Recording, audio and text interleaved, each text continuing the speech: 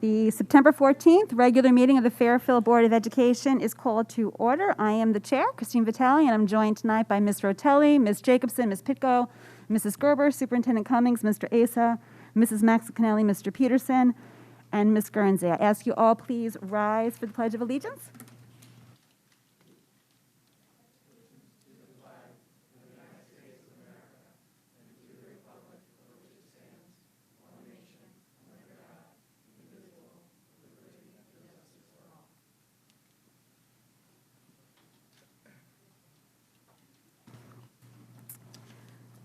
Hello, everybody. Thank you for joining us tonight, both in person and virtually.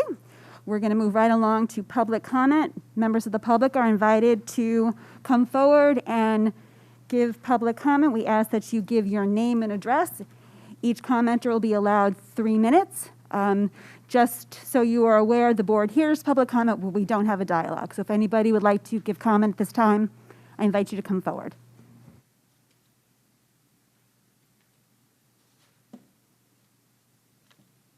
Hi, my name is Sarah Stewart. My address is 275 Paulding Street. Hold on for 1 second. Just press, hold it down. Pull it towards you, and then hold down the button. The whole time talk? Yes. Okay. Sarah Stewart. My address is 275 Paulding Street. I'm here to ask the Board of Education to give closer scrutiny to the schedule and allocation of funds as they pertain to athletic uniforms. My daughter is on the Ludlow Girls JV volleyball team and brought home her uniform last week.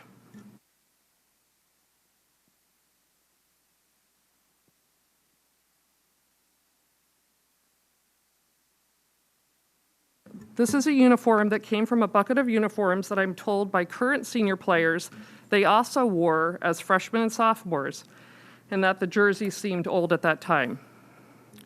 In communications with the principal and athletic director, I have been told that this uniform is the best that can be done for my daughter. That there are other teams whose uniforms have more wear and tear and therefore come up more frequently in the rotation. As an aside, my sophomore who starts for JV football has 2 new jerseys, one for home, one for away, and each jersey will be worn 5 times each. After each game, the jerseys are cleaned by the school. My daughter will wear this jersey for 20 games, one jersey. I was informed that the varsity girls volleyball team last had new uniforms in 2018, and that they are in a 4-year rotation, and they're scheduled to get new uniforms next year. So the varsity team only, then the old uniforms go to JV and freshmen, and JV and freshman teams never get new uniforms. As another aside, my son had a new uniform for club football last year and for freshman basketball. For JV tennis, we bought his uniform through a merchandise shop that was set up by ASF, or set up with ASF. Our student athletes are ambassadors for our school's athletic programs. These kids work really hard, practicing for hours a day and getting their schoolwork done, to send some of them off to play in shiny new jerseys against our rivals, and others in jerseys that are old and in disrepair with the letters, completely worn off, is simply not equitable. So if this is the best the school can do for my daughter and her team, and even if the condition of the uniform is related to poor summer storage, this uniform is still unacceptable.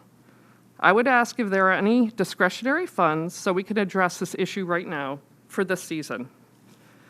And going forward, I would ask the board to not only look at how often the funds are scheduled for each team, how often the teams are coming back in rotation, but also if the amount of funds for each team makes sense and is appropriate. Thank you.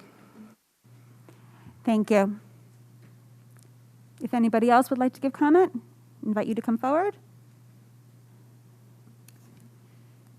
Seeing none, do we have any callers on the line?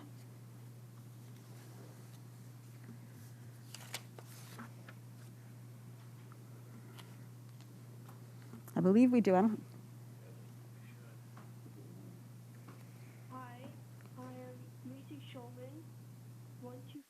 Crickerbrook Lane, Fairfield, Connecticut, 06824. I started remote yesterday, and I want to know is how is the district going to include remote students in their community? I have no interaction with my classmates, which is isolating. Thank you. Thank you.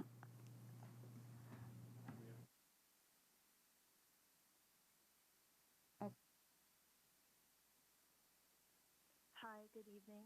Can you just hold on for 1 second? We're having a hard time hearing you in the room. Okay, just tell me when.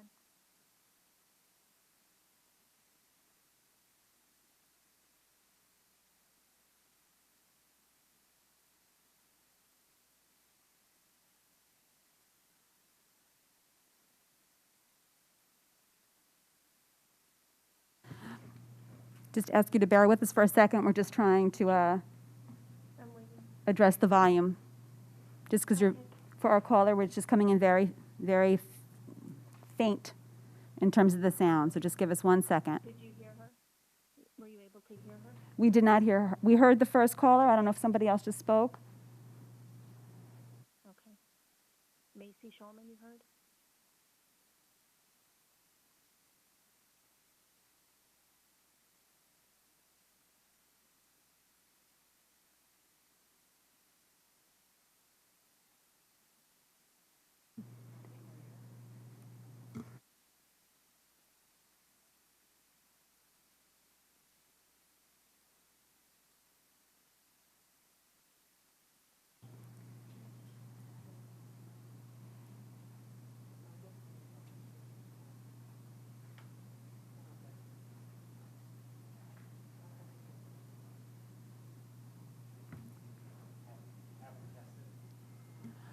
Can you just give your name and address again? We just want to test the sound.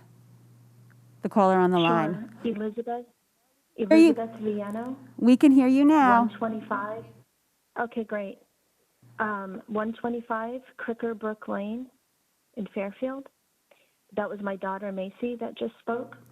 Can I ask you to just?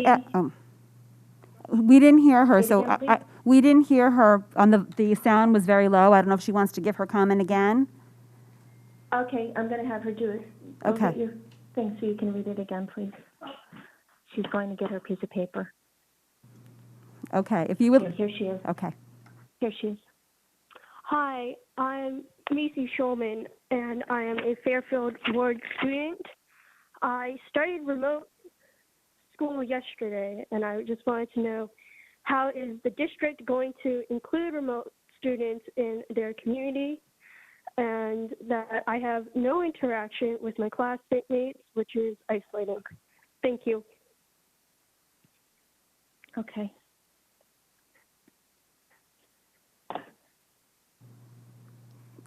Do you also want to give comment? Yes. Okay. My daughter is not a remote student by choice. If she brings the Delta coronavirus home, she could be without a mother. The entire pandemic, I have heard talk of concern for the social and emotional well-being of Fairfield students.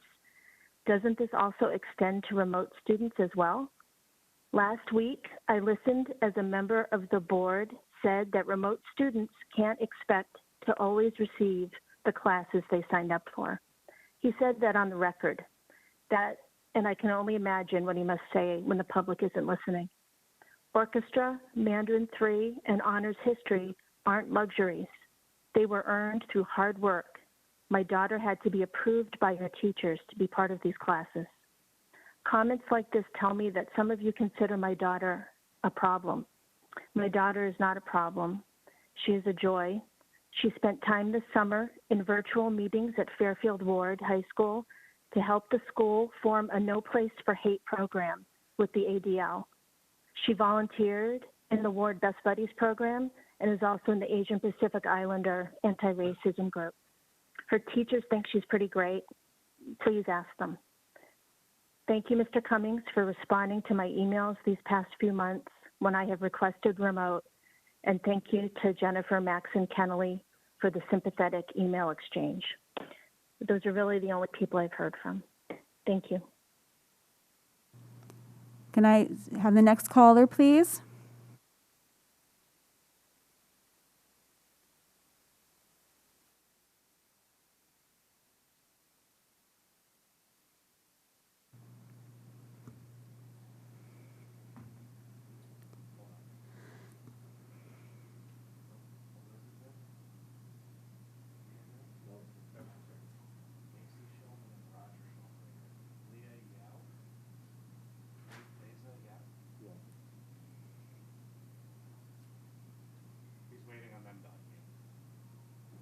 Okay.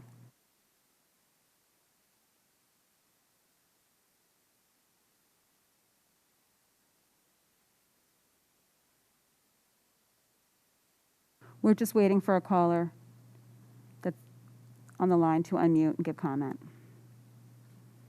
The caller just dropped off. Would you like me to wait? No, that's okay. We'll move forward.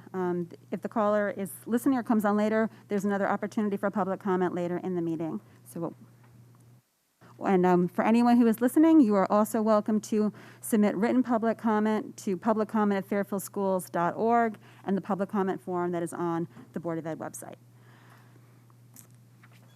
Okay, moving on. If I'm going to ask the board's unanimous consent just to go out of order and take approval of the Holland Hill project number 051014RE. Address that being that we have Mr. Lee here. Can I have a motion to put that on the table? Mr. Peterson, seconded by Ms. Guernsey. We have Mr. Lee and Mr. Morabito here, I think, just to talk us through this.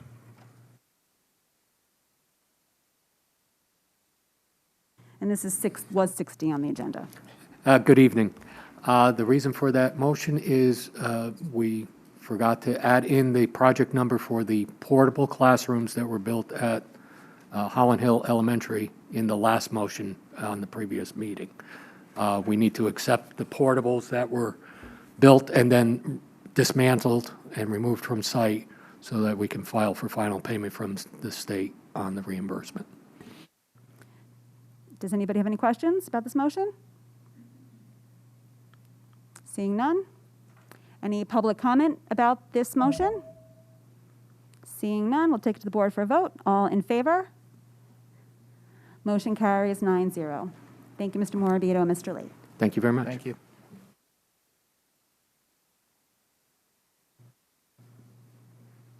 Okay, moving on to presentations, the high school athletic report and waterfall.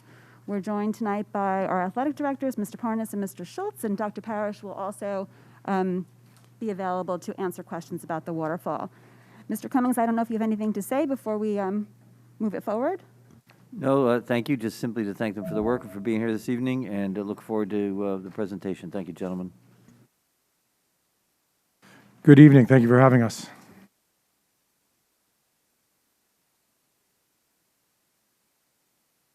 So everybody, I think, has a copy of the presentation in front of them as well? Okay. So the report is generally in the same format as we've seen in the past. And as you can see, it provides line-by-line information for the different types of categories of purchases that were made throughout the year. It has totals for each of those purchases, categories, and then it also goes on to indicate which team was given each category of those purchases as well. It also divides all those up into per pupil expenditures per team. So that's laid out throughout the report. To go through some of the highlights or things that stick out this year, you'll see that on page, if you want to just jump to page 6, we can start there. You see the funds that were allocated for both Ludlow and Ward, and then you could see what was spent. And the big thing that you'll see there's the non-negotiables. So the non-negotiables are basically our league fees, state fees, invitational fees for some of our teams, game workers, medical supplies, reconditioning of certain equipment, and transportation. Normally, that number is about 80 to 85% of our total expenditures, but for this year, it was much lower because of COVID. Due to COVID, we had less games, so there was less transportation. Mainly, it was the transportation that was less than in years past. That's why that number is significantly lower. The other thing was some state tournaments were canceled. A lot of invitationals were canceled. So we saved a lot of money on the fees as well, which was unfortunate that the kids weren't able to play as many games. But on the flip side of that, we were able to spend a lot more on some equipment and supplies that we wouldn't have normally been able to get if it was a regular year. If you go to page 8, we can jump to rental. That's for both schools as well. Some of the rental costs were a bit higher, especially for boys and girls swimming for both schools. We were unable to use Fairfield University like we normally do. So we were lucky enough to get pool space at New Canaan Y, Westport Y, and then we even were at the Patterson at the beginning of the year when it was still warm out. So those costs were a bit higher than they normally are at Fairfield University, but we were able to stay in budget. Same with, you'll see Fairfield Ward as well. The only reason why their number is higher is because they pay some of the ice time that Ludlow doesn't pay for, which is one of the things we are looking to do at the end of this. You'll see some improvements that we're looking for. One is to have a separate account for all co-op expenses and then another account for co-op rentals. So it doesn't seem like there's a difference between both schools. So it's easier for people to see that, the schools are spending the same amount on these types of programs.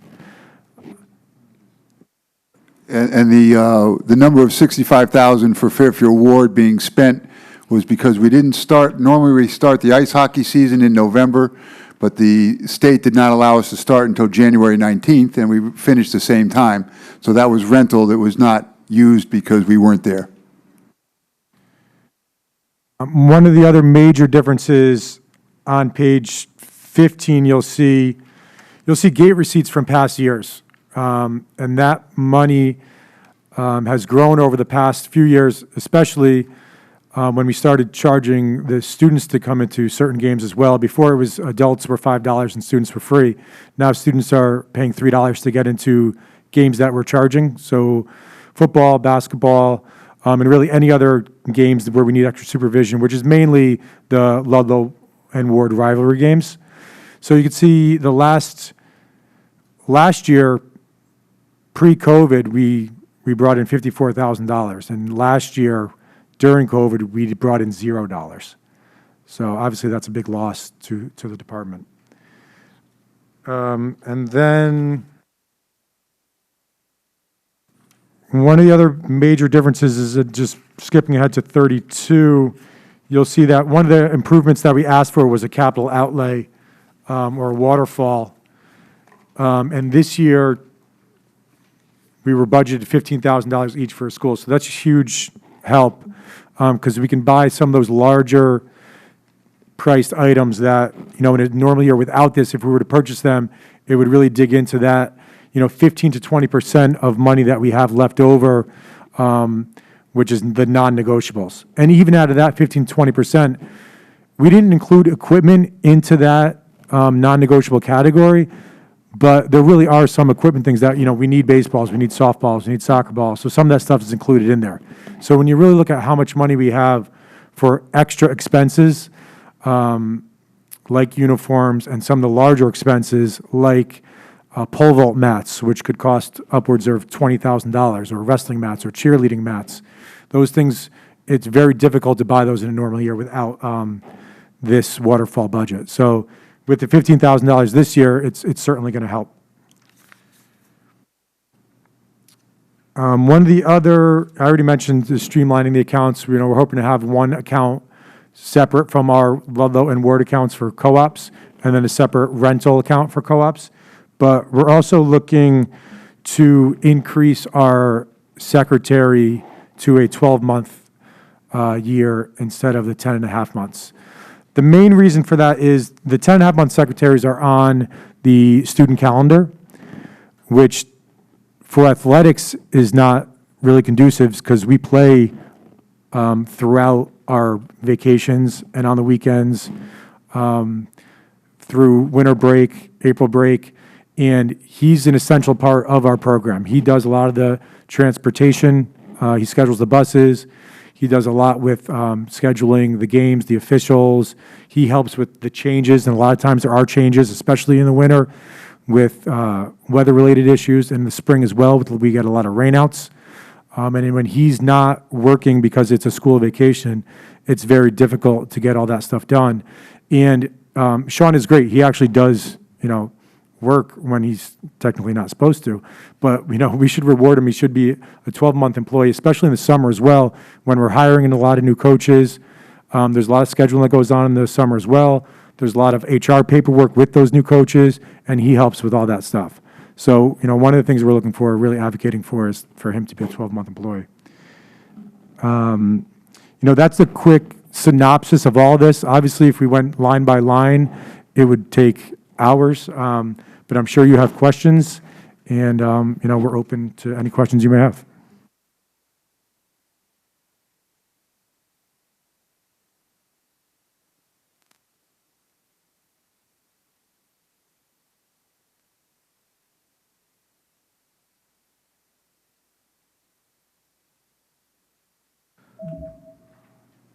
Before I turn on the light, I'm just going to ask, this presentation was 33 pages, so there were pages that were not put forward for the public's sake. I just want the public to know that this is posted with the agenda, and if there's any questions related to a particular page that has not been shown, before we turn on the lights, I would ask board members to state that page number so we could put it on the screen and the questions could be asked. Mr. Asa? Are we going to go over the enclosure number 2 prior to going to questions? Is that possible? Could I ask the chair to see if we could do that? We can. And else there's any questions right now? Just Ms. Jacobson? Hi, thank you, Jen Jacobson. Quick question. I know that you said that you had some savings that allowed for you to make some purchases that you wouldn't normally be able to do, but yet I assume that's somewhat offset with the reduced gate receipts. So can you just provide the board with a little more color of what you were able to do with some of those savings? Sure. Some things we were able to purchase were soccer goals, new soccer goals for the turf, which doesn't sound like a lot of money, but those are between $7,000 and $8,000. Team benches, which have been damaged over the years. The school's 15 years old now, so that's probably when they were purchased. Those were about $4,500. We got new lacrosse safety nets. One of the major purchases was weight room equipment for our smaller weight room. We were able to get a new rack with a lot of new equipment for about $15,000. So that was probably the biggest purchase. Some new tents, storage containers for outside, things of that nature. A lot of them were for multiple teams. Is that between the two of you, or is that just Ludlow, or is that both of you? Yeah, I'd say for Ward, when I spent out, one of the major was we were in need of new soccer goals and also 4 new field hockey goals, which was quite expensive. Of course, they haven't arrived yet because nothing's arrived yet. So we're still waiting on those. But that was our major expenditure with there. And then along the same things that Todd also talked about. If someone has a follow-up, did you have a follow-up? I do, if I may. Just referring to just to clarify, on page 6, athletic account expenditures, we're talking about you had savings, but you also, there's a line in each of these items for Ludlow High School and Ward High School. It says back to CO. So for Ludlow, that's $13,600. For Ward, that's $7,000. Is that money that went unexpended? Yes, it is. It went back due to other needs or because it didn't meet the July 1st deadline, or the June 30th deadline, I should say. When you say other needs, you're not saying you're saying other needs of the district, not of the athletic programs. Yeah, we did not spend that out for the athletic program, correct. All right. All right, I happen to notice that the total expenditure for uniforms between the two high schools was about $35,000. And we gave about $20,000 between the two high schools back to central office. Just a point of note. Mr. Asa? I have a follow-up to Mr. Peterson, since he raises the uniforms, and we had an example here tonight during public comment. Can you explain the rationale of giving money back to central office when we could have put it towards, or could we have put it towards uniforms for freshmen and JV and maybe more female athletes compared to what's in the rotation now? Yeah, we would certainly not like to give that money back. The issue is, and one of the things we asked for on the last page is for a deadline that's further out in order for us to spend out our money. Because right now, when it comes to the end of the year, when we get close to that June 30th deadline, we don't know how much money we're necessarily going to have left in our accounts. Because we have teams in the state tournaments, and we're still paying out game officials, and we're still paying out transportation. And one of those games could be a $1,000 bus. So we have to leave money in there in order to have those necessary funds for those necessary items. And those games could go till, the first week of June, and then we don't necessarily get those invoices or know those costs for a couple weeks or even longer. So that's the reason. So understanding that this was a unique year with COVID, going back, let's say 3-5 years, on average, have there been years that you've given money back, or are you generally expending your full budget? Generally, we're spending the full budget.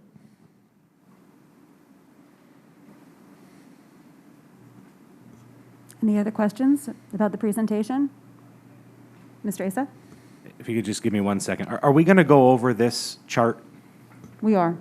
That's the waterfall. Okay. We are right now, we're just on the presentation. While Mr. Asa's looking to gather his thoughts on his question, can I ask you just to put up page 31, just to highlight our athletic accomplishments for the 2020-2021 year? I think it's important that despite, what a challenging year it was, that our athletic department, our coaches, and our athletes still did some pretty amazing things, and I would like that just to be noted and recognized, and congratulate you and them for their efforts. Could I make a note on that too, is that you see the state championships. I'm also, my other role is the FCAC commissioner. I run the league. We had no league championships in the fall. We had a league championship for some sports in the winter, not all, and then in the spring. And there were no state championships for the fall or the winter, but we did have state championships for the spring. So that number really is only based on one season. Still an accomplishment. So, Ms. Jacobson. Thank you for recognizing that. I'm just going to back up one page to page 30, if you wouldn't mind. So first bullet point, where it says we're on the facilities team waterfall. It says no schedule is in place to purchase equipment, uniforms, or upgrade facilities. Purchase as needed when funds are available. Insufficient funding to regularly schedule replacement and upgrades. Aren't we going over the schedule to purchase equipment in these charts that are being presented tonight? Isn't that what is the schedule? Yes, that new waterfall is basically a schedule, but that waterfall is basically a wish list. I mean, there's some very expensive things in there that we don't know that we'll get funding for. The total amounts, when you look at the waterfall, there's a total amount for each year. We don't know that we'll get the funding for that amount each year. And some years are significantly larger than others based on, what we foresee is needed. Like I said, if you throw a pole vault mat in one year, that's almost $20,000 itself, and you need a couple of other items, it could bring it up to, $30,000 pretty quickly. Okay, so I appreciate your answer, because I think that is somewhat maybe not well understood, that from your viewpoint, that these waterfalls are wish lists, whereas some of us may be viewing these things as what's going in the budget. Yes, we would hope that those would be in the budget, but we don't, but they're years out. We don't know if that's going to be in the budget at that point. Okay. And then, I don't know if everyone remembers, but you did provide us with a uniform kind of waterfall back in the budget season. So, do you remember that? The uniform waterfall was a schedule of past uniforms purchased, I believe. Well, it went through 2021, 23, it went through 23. I mean, there wasn't anything on it past 22, but I'm just saying it did go up to current times. Right, so that's the uniforms that have been purchased up until now. So, are you on track with that schedule?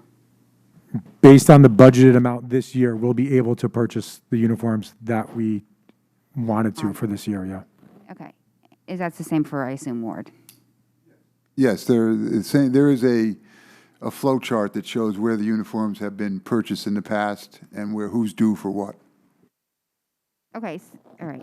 Those are my questions for them. It's another conversation for the board, but follow-up, but now those are my questions for them. Thank you. Mr. Asa, did you recall your question? Well, yeah, it sort of relates to the waterfall, so I don't know if you want me to hold on that. Okay. Mrs. Max Cannelli? Okay, thank you, and thank you for the presentation. A few questions that I have. One of the bullet points on page 3 indicates that students are not required to pay to participate in the athletic programs. And I was just wondering, how do you handle I think it's worth bringing to the public's attention that this is something that the athletic directors and our principals are working on now in terms of the booster club issue and parents being asked for expenditures. And I was wondering if you could just use this moment to segue to describe what you're pulling together by parents and what it is that we as a district are attempting to get more organized and addressing. Well, I think as far as booster clubs go, booster clubs are great in order to support the programs, but per Board of Ed policy, they're not allowed to purchase uniforms. With good reason, because we want to make sure we're, in Title IX compliance, and people aren't, certain teams who have larger numbers are able to pool their money together and get certain things for their program that others might not be able to. They are, however, able to, raise money, and certain things they've purchased in the past have been, certain pieces of equipment that the school may not have been able to purchase, or gear as far as, jackets, hoodies, T-shirts, things like that, or provide meals, pregame meals. That's basically what the booster groups have been doing recently, and what we hope they continue to do. Okay, so I'm going to try that question again. And I appreciate the clarification, because I think it's good for parents to hear, although we do need to be clear is that part of the problem we're having is that some parents are purchasing uniforms, they are purchasing tryout gear, and that's something that we are looking to address as a district. And I bring that up because it's been a policy topic now for about 5 years. But I'm speaking specifically to the group that you and Mr. Schultz and our two head principals are working with Ms. Deasy on in terms of a district-wide conversation about athletics regarding facilities and, the subcommittees of that group. That's what I'm just using this as a PR moment to notify people about what some of the work is that our athletic leadership is doing. Gotcha. Sorry, I misunderstood the question. So that group is working on basically bringing equity and trying to promote the athletic program, as district-wide. So some of the things that they're working on is our booster clubs is one of them, and trying to have a greater sense or being of that booster club where they can come together and have and everybody has better communication of what those rules are, so we don't have booster clubs going rogue, I guess you could say, for lack of a better term. But some of the other things we're looking at is educating people on what the policies are, not just related to booster clubs. We're talking about letting them know that we are, in the FCIAC, we're in the CIAC. Each one of those conferences have rules that we abide by.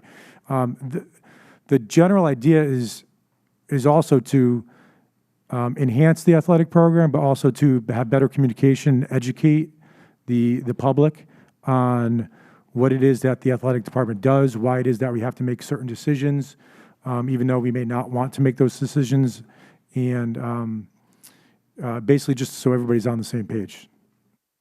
Thank you very much. And this is a committee that's open not only to the school leadership, but it's also going to involve parents and student athletes as well, correct? That's correct. Thank you. Just a couple more questions. Regarding, because I'm also concerned about the returned money that Mr. Asa mentioned, I was wondering if you could educate us again on what that extended deadline, is that, and first of all, just to clarify, is that a board issue or is that an internal central office wrapping up a school year issue? I believe it's really just wrapping up the school year in terms of closing the books. Mr. Cummings, I don't know if you want to speak to that. And what the dates are? That's correct. It's really across the school system. There are certain departments that we extended for, family consumer science, things like that. Offhand, I don't remember the dates. Ms. Munsell would work with us to establish those depending on the school year. But a lot of the school accounts are closing. She's asking them to, and a lot of the issue is because of getting supplies back in time, right? The orders returned. Many of the accounts are closing earlier in May, and then, like I said, with certain things we extend. And with the athletic department, like Mr. Parnes said, with meets and games going later in the year, we'll try to leave some of that money for them to use for those things too. So there's different dates on those, depending on the account. I have more, but Mr. Asa wants a follow-up. Mr. Asa? This may be a question for our finance director, but talking about this extended deadline, if you were able to get POs in before June 30th, but the money was expended after, would it still be able to count in the current fiscal year so we could expend this money on things like jerseys or whatever it might be at that time? Yes, we currently do that, where we have POs, so the money is encumbered for a certain purchase, and it's ordered, but we may not get the invoice until after the June 30th deadline. Okay, so I think that's hitting on what Mrs. Maxon-Canelli is saying. Is there anybody that can offer those dates is what, because clearly, I think some of us were under the assumption that if it's not spent by June 30th, you're out. But what it sounds like is if it's a PO and it's encumbered and it's ordered, we can still get that in and it can still get into the fiscal year. That's correct.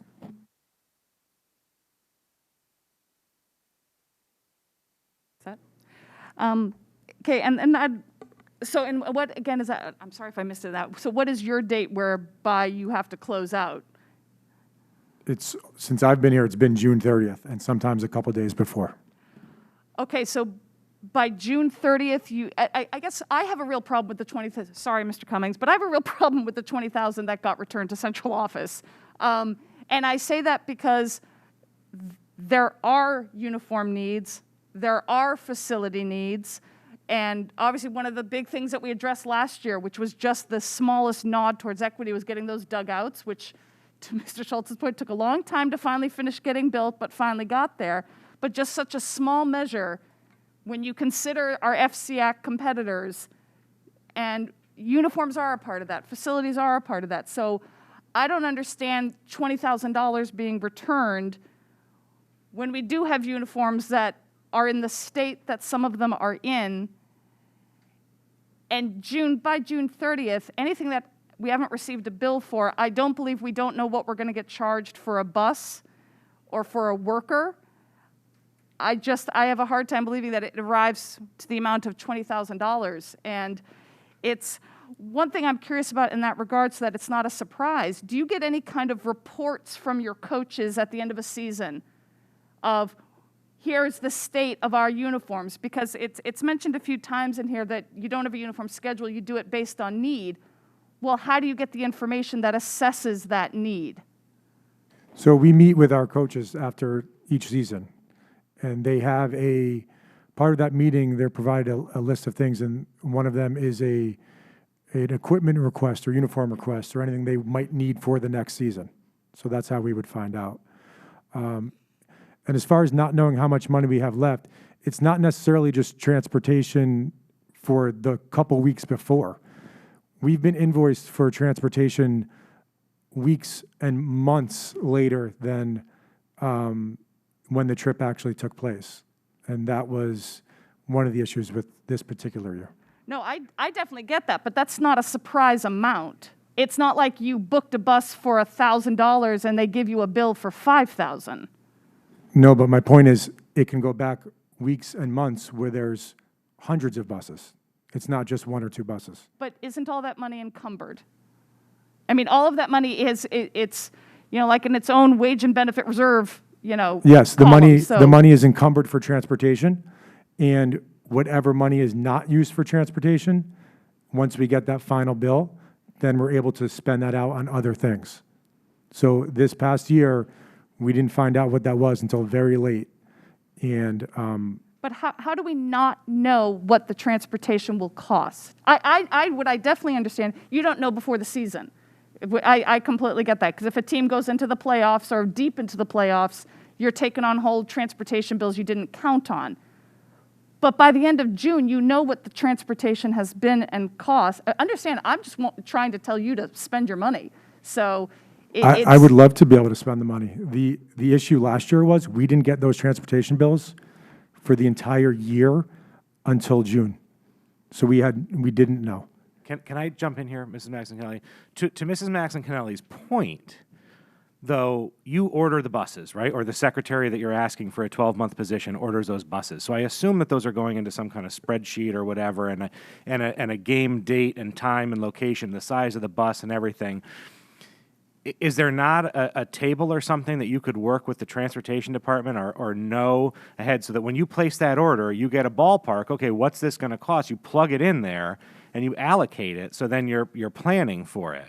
So it's not just you have a list, but you put another column in that spreadsheet and you have an anticipated cost on that. We have done enough sports traveling over the last decade and more to know with inflation costs, and we know what the cost of the contracts go up on an average annual basis, to be able to estimate that at a best guess.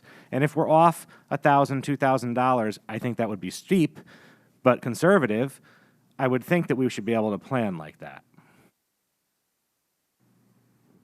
That is possible. Last year was challenging with transportation, to say the least. The invoices were coming back incorrect. We kept sending them back to First Student. Our rates were being assigned to us incorrectly. We were getting bills that were much higher than they were supposed to be. It was very difficult to project out what they were going to be. And when we finally got the final number, it was very late in the year. Okay. But to your point, yes, Yeah, we could try to do that. Because what I'm saying here is you just identified that you guys knew what the rate was supposed to be.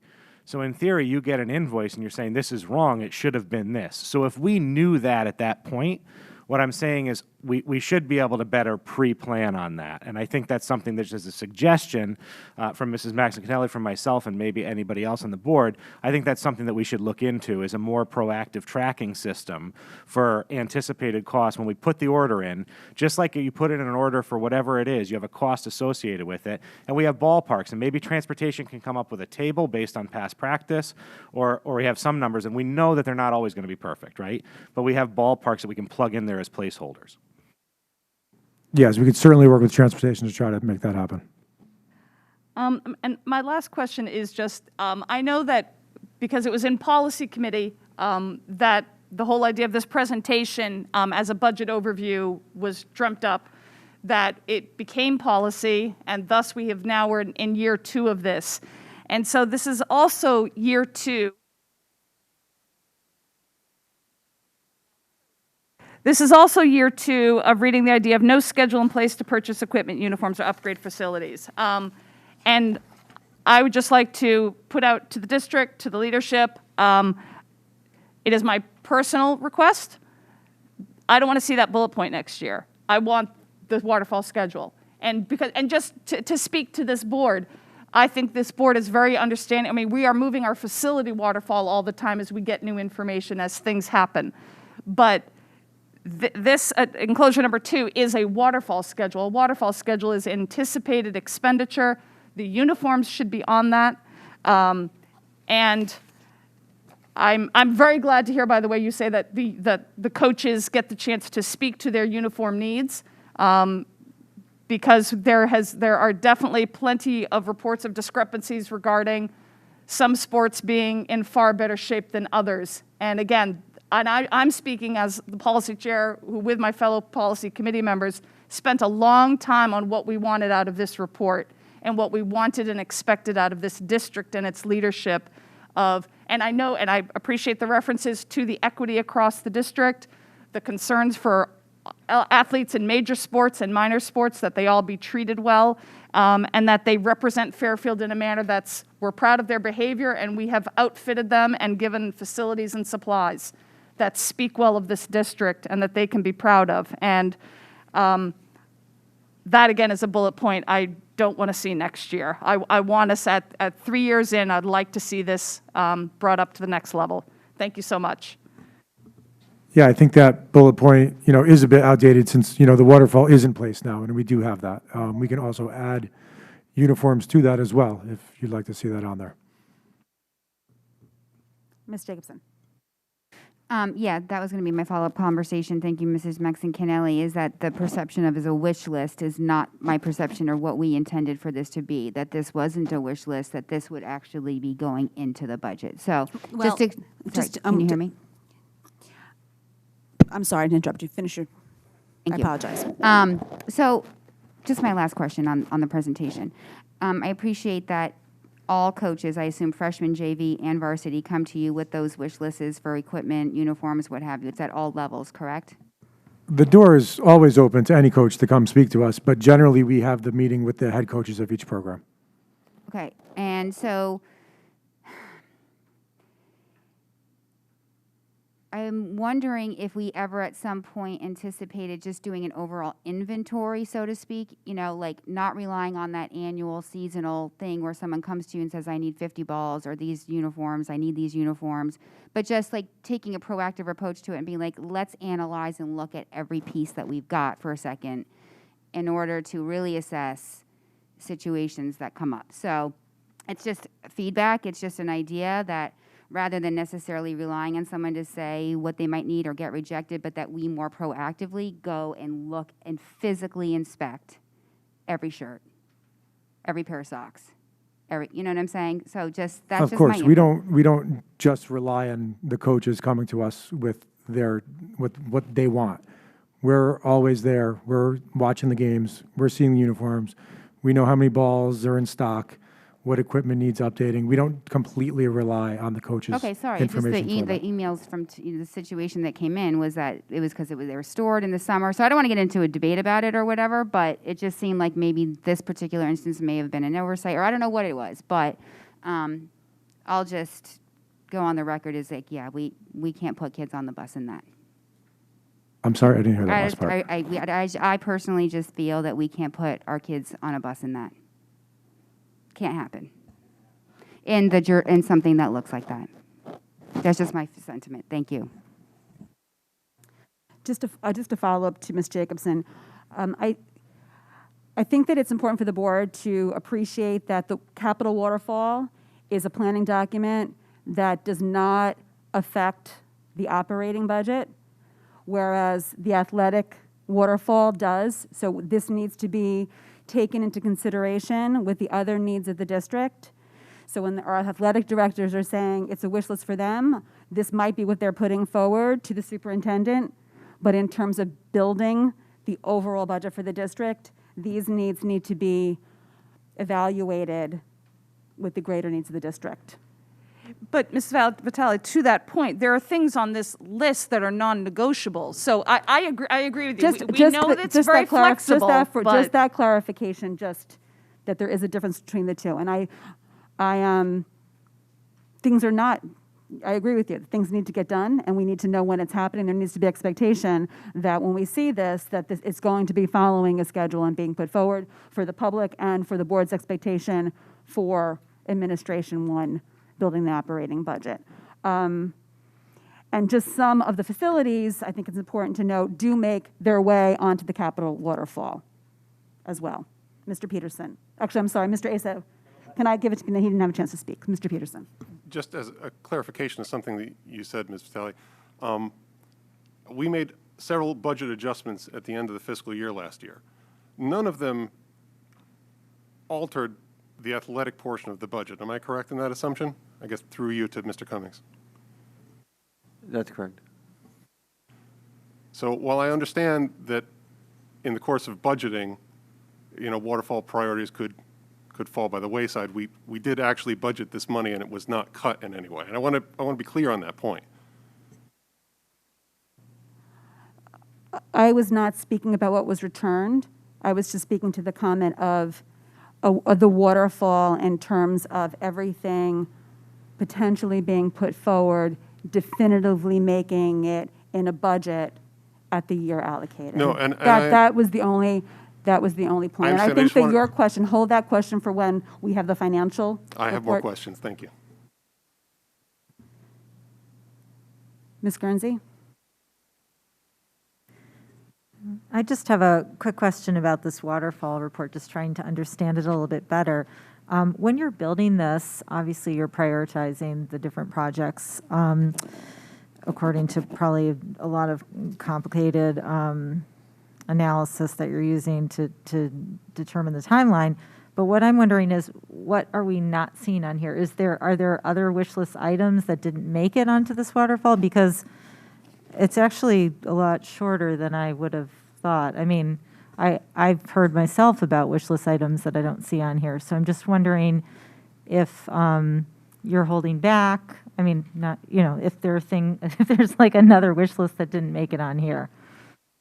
Well, some of the larger items that even are not in here wouldn't necessarily come out of our budget, like a scoreboard, or, we've asked for extra space above our concession stand for locker room and for weight room equipment, or for a weight room. That wouldn't be on this in our eyes. That would come from the regular capital outlay facilities budget. Okay, but the smaller items are all included in here that have been requested? The things that we need to run the athletic department are either on here, or we feel we can purchase them through the regular athletic budget. Thank you. Ms. Jacobson? I don't know if anyone happens to know the answer to this question, but does anyone know what happened with the $20,000 that was returned?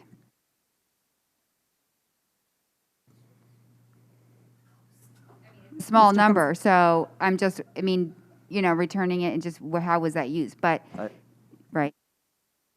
I don't know, we'd have to trace it. I don't know if it's in our report tonight, or we'd have to go back and actually find that back out and trace the dollars Okay, out. thank you. I'm going to make a request through the chair to the chair of the Finance Committee that when we're looking, I know you're working on, the Finance Committee is working on restructuring the budget a little bit and what goes into it, to consider a section in the budget that speaks to this additional information in waterfalls that isn't currently laid out within our budget as it stands today. We went through a lot in policy and with the board to create this presentation.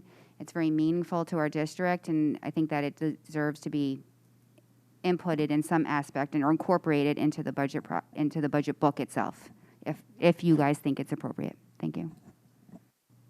Thank you, Ms. Jacobson. Mr. Asa? I would support that discussion, because I think when we got this presentation in finance, we raised that in that, does this need to be a line item in the budget? So it differentiates and separates out. I also wanted to just couple follow-ups. Mrs. Jacobson said about putting our athletes on the bus in those jerseys. I would, and I don't want this to come across in an accusatory manner, please. I want to make sure that if there are two jerseys in that second row of the public right now that I can see in that condition, then that gives me great pause, because it makes me wonder how we represent when we go on the road and whatnot. And I would like, you mentioned, Mr. Parnas, that is something that you could add into this waterfall. And I would argue that a jersey schedule should be, because I was under the same assumption as Mrs. Jacobson that moving forward we had a somewhat structured replacement thing for all sports, not just the ones that get more use and whatnot. So I would like to see that as an individual board member on the waterfall. And I'd also like to see if there's a way that we can plan, as Mrs. Jacobson said, to do an inventory, a real true inventory, so that any jersey that looks remotely like that number 13 back there or that number 8 gets counted, and that we try and plan, because what's going to happen is we're always going to be playing catch up. So my thinking is that at some point we're going to have to bite the bullet and get up to date. And we need to know what those numbers are. And is that something that in budget season, can we swallow over 1 or 2 years to get to where we need to be? Because my fear is that if we just go on a schedule, it's not going to catch us up, and we're always going to have these tattered uniforms and girls wearing boys' uniform hand-me-downs and whatnot. So what I'd like to see is numbers brought forward before next budget season or for next budget season that kind of lay out what do we need to do now to get to where we need to be so that a schedule will actually keep us up to date, and so that jerseys that last a couple years, then that's cool, and then they're on a schedule, if that makes sense. Yeah, so first of all, I just want to clarify, girls are not wearing old boys' jerseys.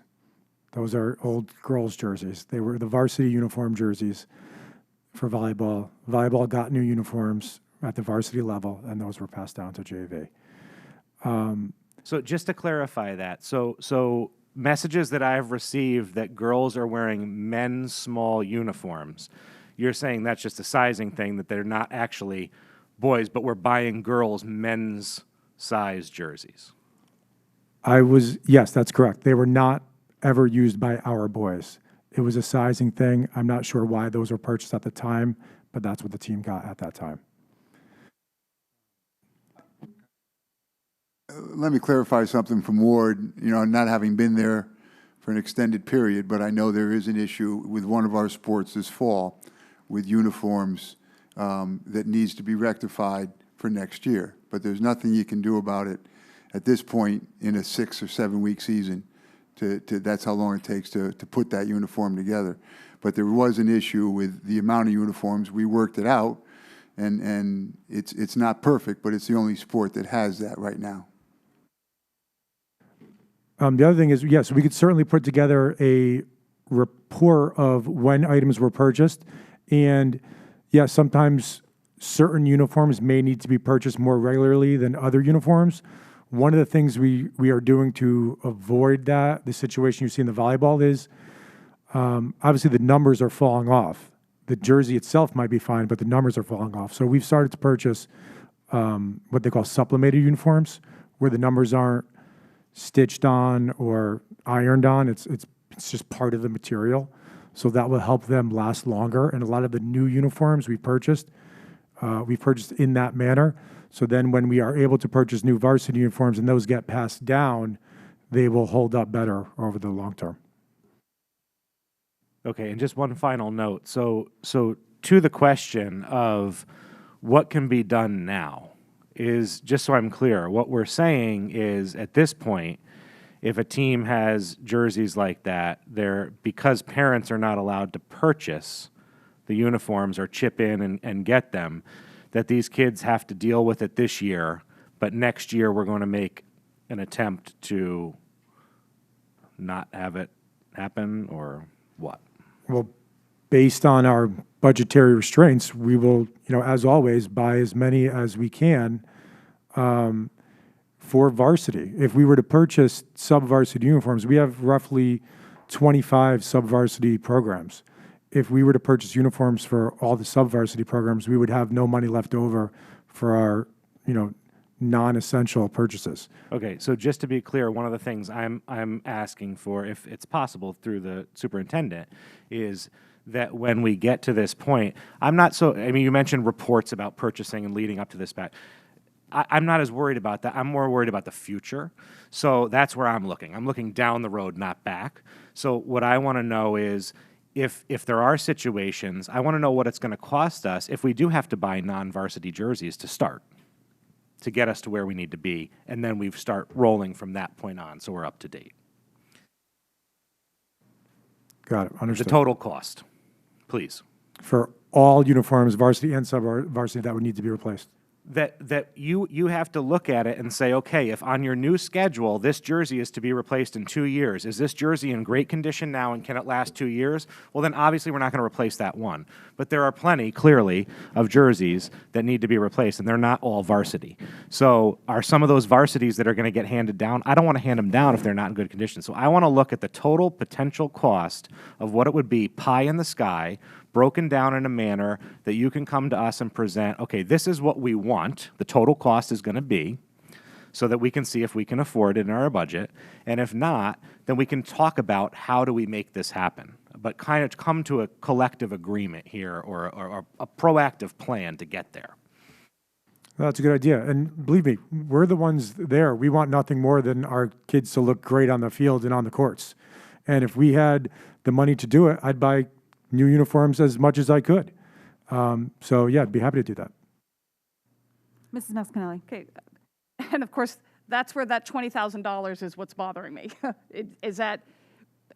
So one, I think we have to set up a system where the varsity uniform, I completely appreciate and respect the process of varsity gets handed down. It has to get handed down well before it's worn out, obviously, because those freshmen and sophomores deserve to be wearing something that is not embarrassing.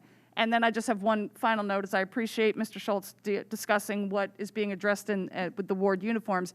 I hope something happens now to somehow address the issue of our fall athletes who are in anything but a uniform that won't embarrass them, and that, if need be, coaches come in early for that winter and spring season, or our leadership looks at those upcoming uniforms now and figures out now, has there been additional damage?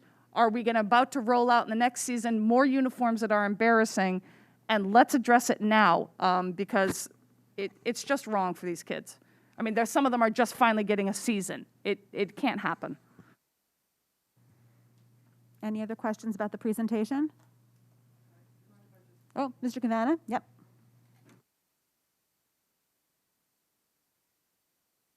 First of all, no one's more excited than me for this endeavor of getting new uniforms. But I do just want to just let the board know just an idea of what a cost would be. And I remember my first year here, we bought new girls and boys basketball jerseys just for the varsity level, and it was $15,000. So times 35 sports, I just want an idea of and I know they'll give you the exact, but I just want an idea of the cost that it is. So I just want to know that we are trying to make sure that our student athletes, look just as good as Darien and every other team in the FCAC, and it is something very important to us. And I just want to say thank you to the board for giving us the opportunity to really tackle this uniform issue, because once you spend the money up front, then we'll be able to have to support our student athletes, throughout their years. But I just also want to just make sure you understand the sum of what we're talking about. It's a good investment, but it's an expensive investment. Ms. Jacobson. Can you repeat that again? Did you say $15,000 for one team's jerseys? For boys, varsity, girls, and boys. Home and away. So we bought boys and girls varsity jerseys, brand new, for basketball, home and away. About 60 of them? I don't know the exact number, and I probably 70? should have before I talked, but the idea was just to give an idea of the expense, just to make sure that we're excited about the opportunity, but also know that it's a big expense. And we lucked out that year because of COVID that we were able to cover the cost within our budget. We kind of took a risk on it. So seems high. They're expensive. That was probably only for 40 uniforms, would be my 40 home and away. Thank you. Can I just ask, in many areas you get bulk buying discounts, so I would just assume that if you can, when you bring this number forward when checking with vendors, would it also save us money by doing a bulk purchase and add to that reasoning behind it? Thank you. And just to say thank you for that, I really do want to appreciate that. We appreciate the opportunity to uniform our student athletes, so thank you.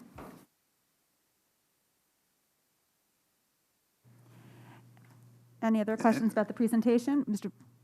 Just to add one thing, because I took over as the athletic director at Fairfield Ludlow High School when we split the schools up back in the day, and I had all brand new uniforms for the first, because we didn't exist. And that caused a problem, because in 3 or 4 years, everybody needed all brand new uniforms again. And now you're talking about hundreds of thousands of dollars. And that's why you have to get on what is being done here is it's, figured out that this one gets this year, this group, and this group. And that's what we have to stay on and just keep a better eye on it. I think that we are happily all on the same page. This is a priority for us all, and that working forward to making it happen for our students. So thank you for the discussion on this and the time, and we look forward to getting more information moving forward. We'll move on to the Waterfall. Mr. Peterson. All right, thank you. I have a couple of specific questions. One thing that I think you can probably clarify quickly, looking at the expected expenditure of $18,000 for the pole vault pit at Ludlow in 22-23. You were talking specifically about mats earlier, or is this a larger? Is an actual pit thing? The reason I bring this up is a couple of years ago in our operating budget, we budgeted $21,600 for a shot put discus repair, and I'm kind of wondering why if this is just mats or if this is a further repair that we should be dealing with, not in the athletic budget but in maintenance. No, this is just the mats. That's the cost just for the pole vault mats. All right. Well, I'm sorry it's been so long on a yes or no question. Let me try to couple these for space. There are several things on here that I tried to compare the 2021 school year expenditures that are listed to what's in the budget that we passed. So, for example, we passed, it was anticipated that there'd be a replacement camera system purchased for Ludlow, but when I look at the telescoping camera line for Ludlow, there's not a replacement scheduled until 2029, and there's nothing in the 2021 line. It's also true for soccer goals at Ward. It says a pair of goals is budgeted for $8,000, but there's no listing in the 2021-2022 area for that either. And the third thing that I noticed there is windscreens, and maybe this is a good thing. I think that, yeah, it said windscreens are budgeted at $7,000, but in here there's only a $5,000 listing. So I wonder if you can explain the discrepancies between the budget request that we passed and what's in the 2021-2022 expenditure list. In regards to the soccer goals at Ward, last spring when I just kind of went through with the money that we might have left over, I knew we were in need of soccer goals. So they've been purchased. So they can be off the list for the future here. Well, why aren't they listed here as a 2021-2022 expense? Or you said they were purchased in 2021. Correct, 2021. All right, So they've been purchased along with the field hockey goals. Okay, that I got. And the other one was Telescoping cameras at Ludlow. Same thing. That was able to be purchased 2021. All right, so you made room in the current year's budget by being able to prepay with savings in the previous year. Correct. All right. And the other one was the windscreens. Right. It depends on the size of the courts. At Ward, at Ludlow they have 6 courts, which are back-to-back and need extended windscreens more than you do need at Ward courts that are 4 in a row. So it's 4 courts versus 6 courts, so that's why it's cheaper at Ward. I'm not going to make a big deal if something came in $2,000 cheaper. I appreciate the detail. Any other questions on the Waterfall?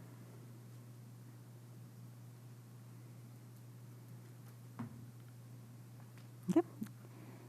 Seeing none. Thank you, gentlemen, for joining us tonight and for taking our questions.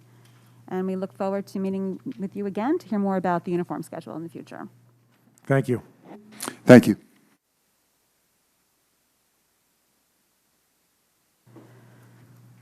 First reading, flexibilities for implementing the Connecticut guidelines for educator evaluation for the 2021-2022 school year. Dr. Zavajancic. Mr. Cummings, I don't know if you have anything that you want to say before we present? No, I have something to say when Dr. Zavajancic's done, but we should go right ahead.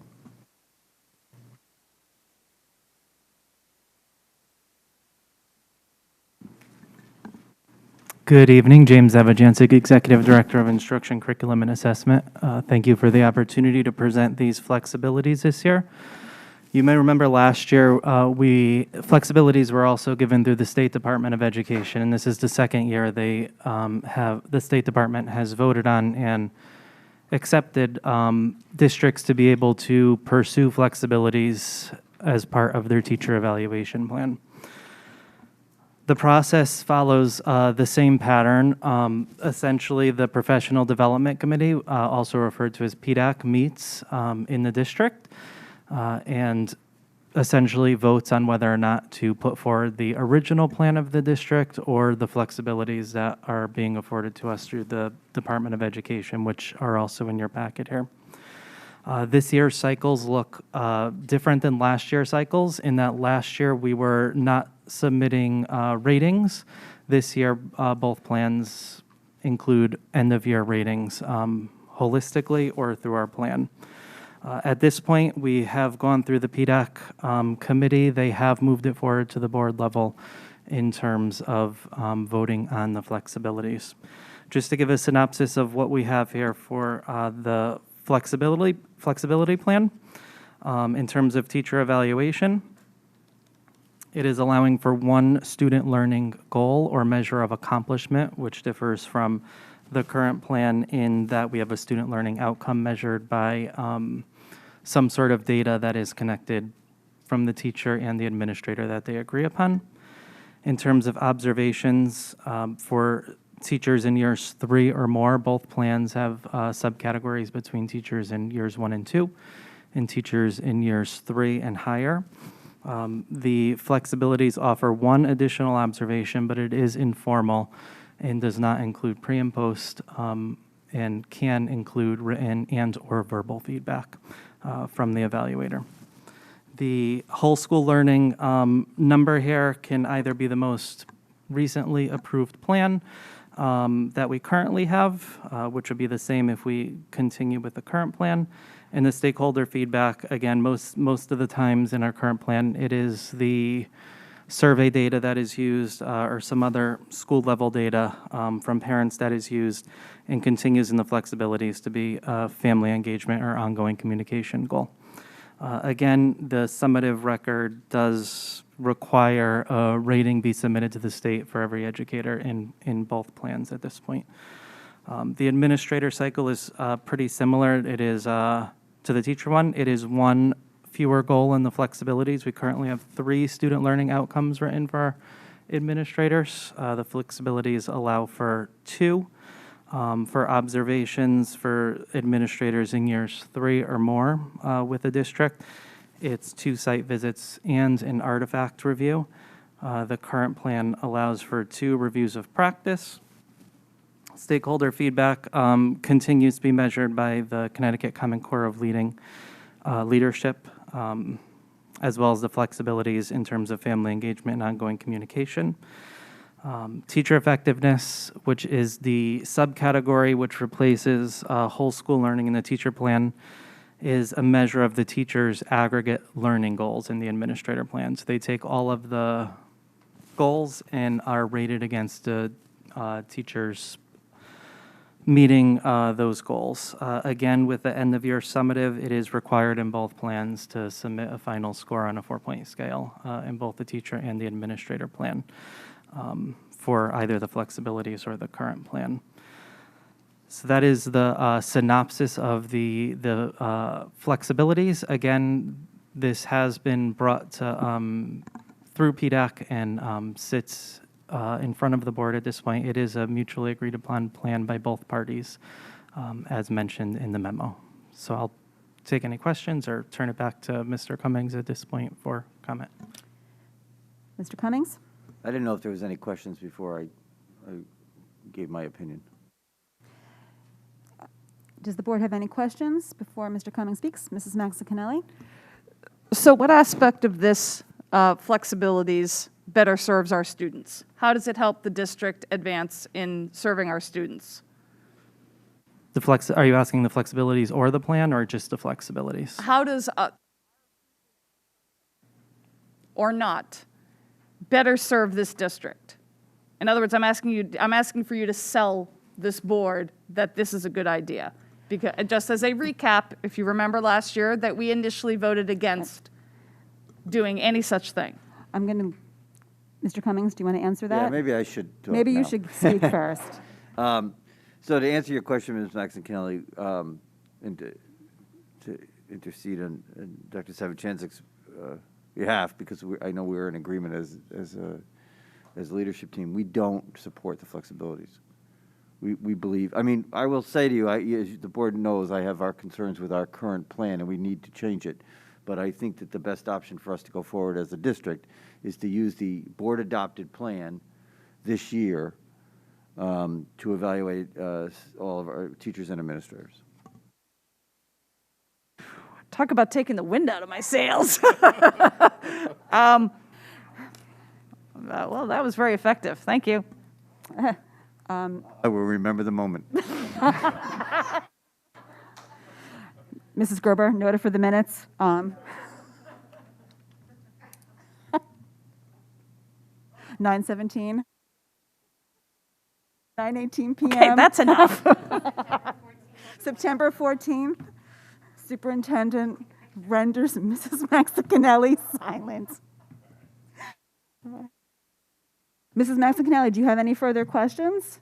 No, only that I do look forward to our district working to come up with something meaningful. I mean, it's a bear for administrators. It is time consuming, and in this case, truly time equates to money. So I'm truly looking for something that serves everyone well and advances the district. So I look forward to that conversation. Thank you, and I just want to perhaps extend my thinking just a brief moment. I think one of the ways that this kind of, certainly last year was presented, and to this year to some degree, is this idea that it's either academic learning or SEL in a way. And I'm speaking very broadly, and I apologize if I'm overgeneralizing. I don't think that this is a case of one or the other. I do think that our staff can go forward in their learning to improve student academic achievement and be very mindful of the key role that SEL and supporting students in their learning plays to the achievement of academic growth. And that really is the work Mr. McCusey has spoken to you about, and is the work as we go forward. And to be unmindful of the social and emotional learning needs of students is to not be respectful of them, and ultimately will not do the work it needs to do. So, but I do think that the plan that we have in place can be done in such a way to set expectations for student learning and supplement it and support it with the SEL aspect of that. So. Any other comments or questions? Okay, thank you. Thank you. All right, moving on to old business, approval of capital requests for roofing projects. Recommend a motion that the Board of Education approve the capital request for the Roger Ludlow Middle School full roof replacement and roofing and design services for partial roof replacements at Sherman and McKinley Elementary Schools. Can I have a motion? Mrs. Gerber, second. Ms. Jacobson? The board received a presentation at our last meeting about this. Does anybody have any additional questions for Mr. Papa George? Or Mr. Morabito? Either one works. Okay. Seeing none, we will take it to the public. Do any members of the public have comment? No. All right, we'll take it to the board for a vote. Yes, Just Mrs. Maxicanelli. hoping that Mr. Morabito can remind us of how the timing of this is going to work. Hello? May I speak? Can you guys hear me? Are you here to speak about the capital request for the roofing project? I have sat through that. I have sat through how jerseys are unflattering and disappointing. I'm a mother who has a son with cancer, 3 organ transplants. Oh. Can I just, we're right in the middle of voting on a roof. Can I just ask you to hold and let us finish this one piece of business, and then we will take your comment. Mrs. Maxicanelli, just to Mr. Board, about timing? In terms of the approval process, or just when the roof will be completed? Mr. Morabito? The reason for coming forward early with this funding request is twofold. We find that it's a very tight time frame on the normal capital request in February to be able to get a roof designed, bid out, and installed for this current year's summer. There's a lot more to the process. This year is especially tight because there are supply line difficulties, especially with foam insulation, and the disruptions to the supply lines are going to be going on well into the second quarter of next year. So our hope is to have this roof designed, funded, and approved by the state to go out to bid before Christmas so that we can approve the vendor in early January and get our orders in for the materials that we would need for installation of a roof replacement this summer. And pending the Board of Ed's approval on this, this will move forward to the Board of Selectmen at their meeting, hopefully next week on the 20th, and moving forward to the Board of Finance. Mr. Papa George has alerted those boards that this is hopefully coming their way. Seeing no public comment on this motion, I'm going to take it to the board for a vote. All in favor? Motion carries 9-0. Well, we're just going to finish this roof. Next motion, approval of educational specifications for the Roger Ludlow Middle School full roof replacement. The Board of Education approved the educational specifications for the Roger Ludlow Middle School full roof replacement. Can I have a motion? Ms. Jacobson, seconded by Mr. Asa. Any comments about the ed spec that we reviewed at our last meeting? Mr. Morabito, any changes or new information on this? No new information as presented last time. Thank you. Take it to the public. Any public comment on this motion? Seeing none, all in favor? Motion carries 9-0. Thank you. Thank you. We will now go to the public comment from the call-in. Just make sure you state that you're doing this. Yeah, I am. Yeah. This caller was. Hello. She was disconnected earlier. She called in during our regular public comment, so we are taking it out of order just so we can make sure the public, we gave the public their due in terms of being an opportunity to address the board. Go ahead. I appreciate that. Can you hear me? I'm sorry. It's difficult being at home and calling in, so I don't want to be disrespectful, but I just want to be No, heard. we can hear you. Just please state your name and your address for the record. So you can hear me. We can hear. Great. My name is Lisa Yo. I'm a mother of a son who's an award alum. He's had 3 organ transplants and he now has cancer. His brother Mason is a junior at Ward, and Mason has high functioning autism. Mason was recently given the opportunity to have remote learning, and unfortunately that means that he was given the Plato platform, which is the homebound platform. The homebound platform is basically Mason has to educate himself. That means he has to do hours and hours of math, English, science, all on his own, and then he's given a 2-hour tutor. This is unacceptable. Mason, again, he has accommodations. He has a 504. He has an IEP. He's entitled to a para. He's entitled to accommodations, and it's a problem. It's a problem. Those who are quarantined, those who are going to school, and they come down with COVID, and then they're asked to quarantine, they are allowed Google Classroom. They are allowed access to their teachers. They are allowed to access things that my son no longer can access. My son can no longer access Google Classroom or his teachers. He has one tutor now who is an English teacher who is teaching all subjects, who is supposed to be tutoring my son in all subjects, And even the tutor admitted that he cannot go past geometry, that he's not good at math. This is coming from the tutor, from the Plato platform. We've researched the Plato platform, and we see a lot of negative things about it from other parents and students. And this is what we're offered. All we're asking is for our son to have his teachers, his school for his mental health. You know, last year Ward had a student who committed suicide. I keep saying to Ward, to the state, to the district, that my son's mental health is at risk. He has high functioning autism. He has a brother who is battling cancer. And here I am trying to fight for Google Classroom. And I have to sit through your meeting about unflattering jerseys.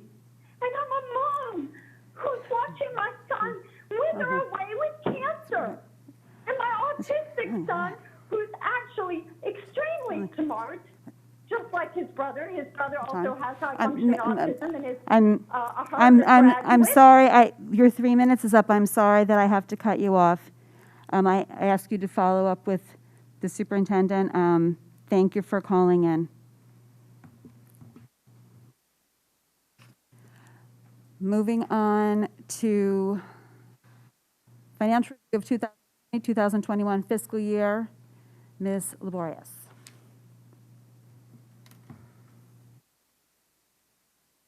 Did I pronounce your name correctly? Yes, Laborious. Yes. Checking. Okay, so good evening. My name is Courtney Laborious. I'm the Executive Director of Finance and Business Operations, and I want to thank you for the opportunity to present to you the results of the fiscal year 2020-2021 financials. We closed this year with a $116,000 and $116,314 to give back to the town. This represents less than 0.06% of the budget. And back in our July 7th communication, we were projecting approximately $164,000, as you recall. But we tightened the remaining balances of the purchase orders, and that brought down to about $116,000. We're reflecting that balance in the insurance account, and I'm just going to walk you through each of the categories. First,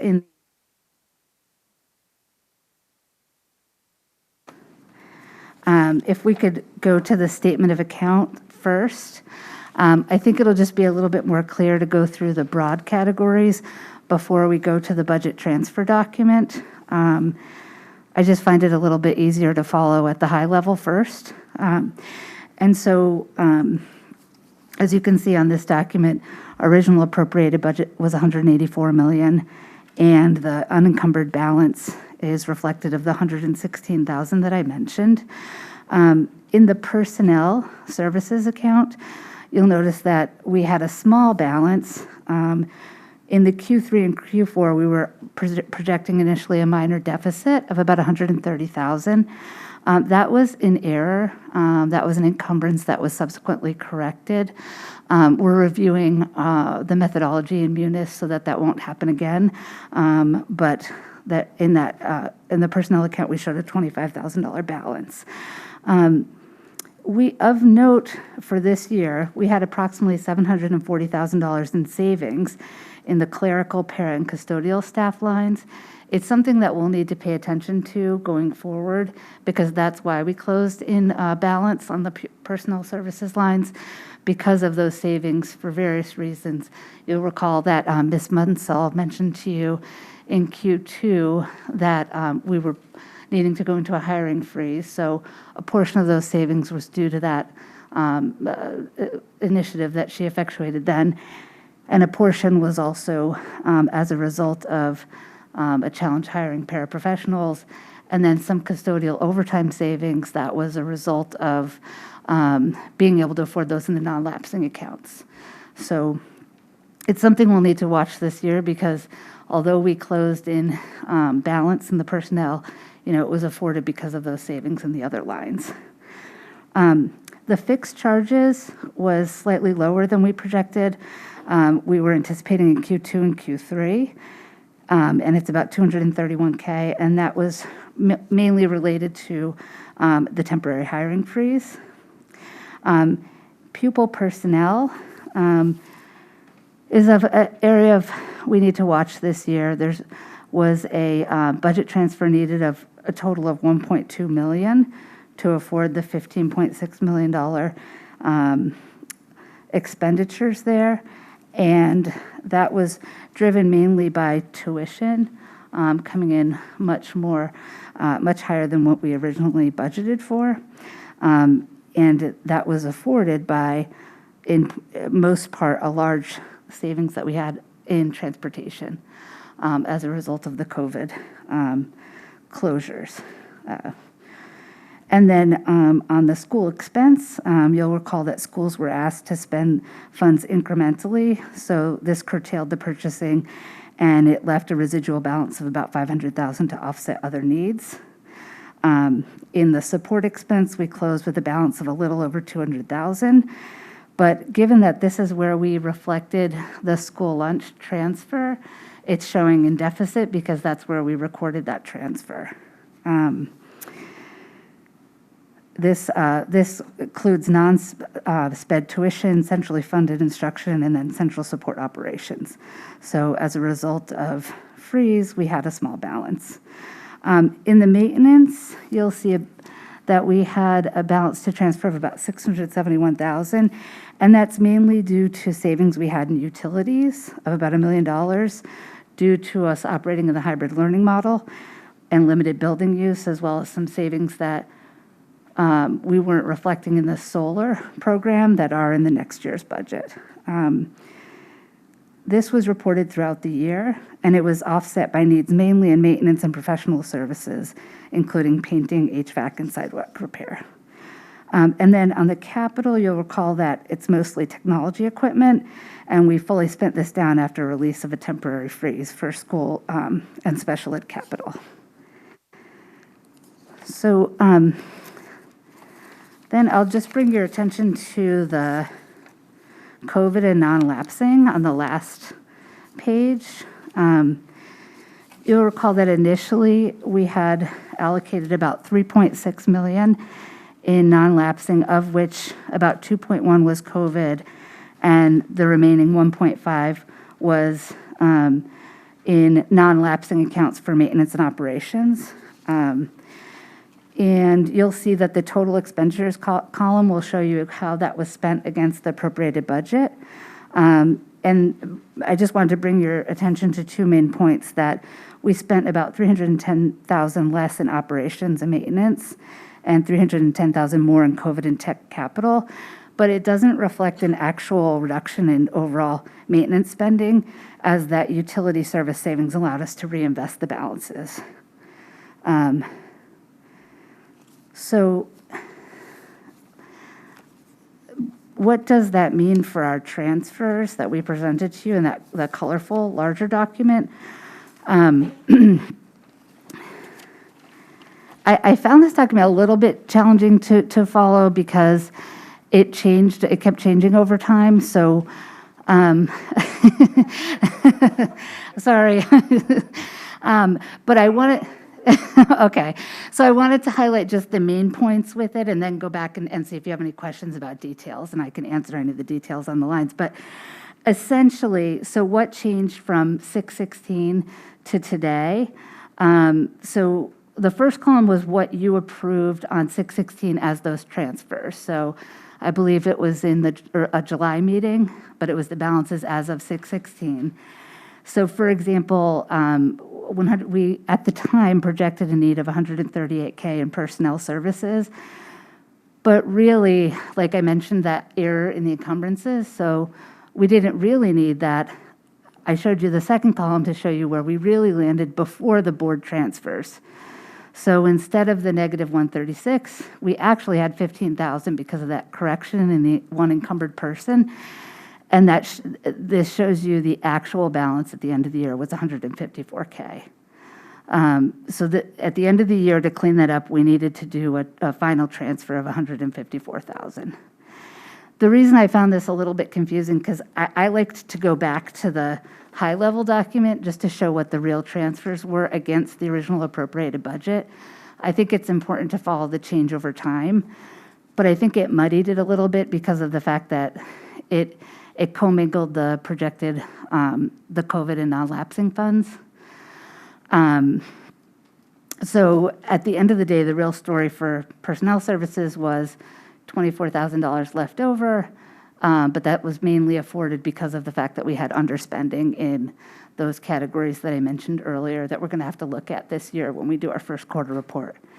On the fixed charges, the board approved a transfer of $359K. That's what we thought was our balance at the time. It was close. It was about $364, so we had another $4,000 left over. $4,000 plus $112. That's where we left our balance of $116, was in that insurance account. Pupil Personnel Services, I mentioned, at the end of the day, that's where we had a big gap that we had to come up with. Initially, we thought it was going to be 1.7. It ended up being about 1.2. That was afforded with the various transfers that happened. In addition, we had 573 left over. The green columns to the right show you the projected non-lapsing balances and then the actual non-lapsing and COVID account balances. The main point there was that we spent down everything we said we were going to, with the exception of $310,000 being transferred from the operations account into technology because of the fact that we had that savings in maintenance and operations that we were able to reinvest. I'll pause there and see if anybody has questions, because, yeah. Okay. Mr. Asa.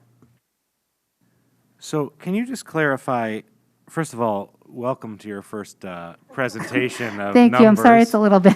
No, I appreciate that, and I appreciate the thoroughness of you also having to understand how it was done before you and appreciate that you are going to make changes. So we will work with you along with that. Thank you. But on line 22, just to clarify, were the expenses actually less, or are they reflected less because of savings in transportation? So was the tuition actually less, or we're just reducing it because of a transfer? Yeah, that's why I find it a little bit challenging showing the balances. So the balance we thought we'd have is less on the SPED expenses, for example. So we thought we would have $3 million. Not the balance, I'm sorry, the gap. But we only needed 2.8 for that line. Does that answer your question? Well, no, maybe. So we expected the 3 million, but actual was 2.8. So, and then I see the actual balance before transfers of 573. But I'm just trying to figure out how we got to the bottom line of 22. Okay, so we initially thought we were going to have a balance of 1.7 for Pupil Personnel Services. We only had a balance of 1.2, a need of 1.2. As a result of the SPED expenses need going down and the pupil transportation contract balance going up, the net result was we projected a balance of negative 1.7. We actually landed with a negative 1.2. So after the 1.7 was transferred, we still had 573 left over in that account. So to clean that up in column 4, that meant that we then did another transfer to take that out of that account and pay for other things, which is why I think it's a little bit misleading to look at it like this. It's basically saying that our projection was off, essentially, in that year end by that amount, which is why I personally find it more helpful to look at where we started the year in pupil personnel, which was 14 million, and where we ended, which was 15.6, which meant that ultimately we had to transfer 1.2 into that account. Does that make sense? Yeah, looking at that other page is much clearer. Okay, so basically, while we spent more on sped expenses, we actually spent more on pupil transportation under like SE contract. But I see if I look at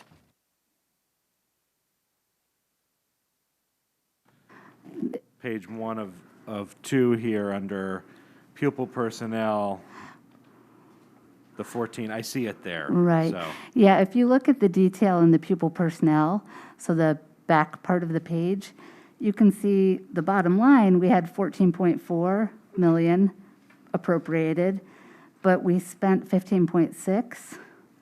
And you can look at the lines where the budget transfers happened, which was in pupil personnel and mainly tuition. Those two are the big ones, afforded with a big savings in transportation. So something we'll have to be mindful of when we look at the first quarter report, because we're not likely to see those savings again this year in transportation. Yeah, because I'd be curious as to if we're seeing greater expenditures on tuition, how are we seeing savings? And is that a function of just efficiency in the transportation department, or is it like, where is that coming in? Because it doesn't seem to correlate in my mind the way I look at it. Yeah, I think it was lower ridership this year, so we ran less buses. As a result of COVID, I believe there were just less parents taking up the use of the buses this year, as well as less run days, I believe, because we were in hybrid, right, for the first part of the year. We weren't running the buses on the Wednesdays, was that right? Yeah. But okay, so that's more a question for transportation, but I appreciate you clarifying this. Thank you.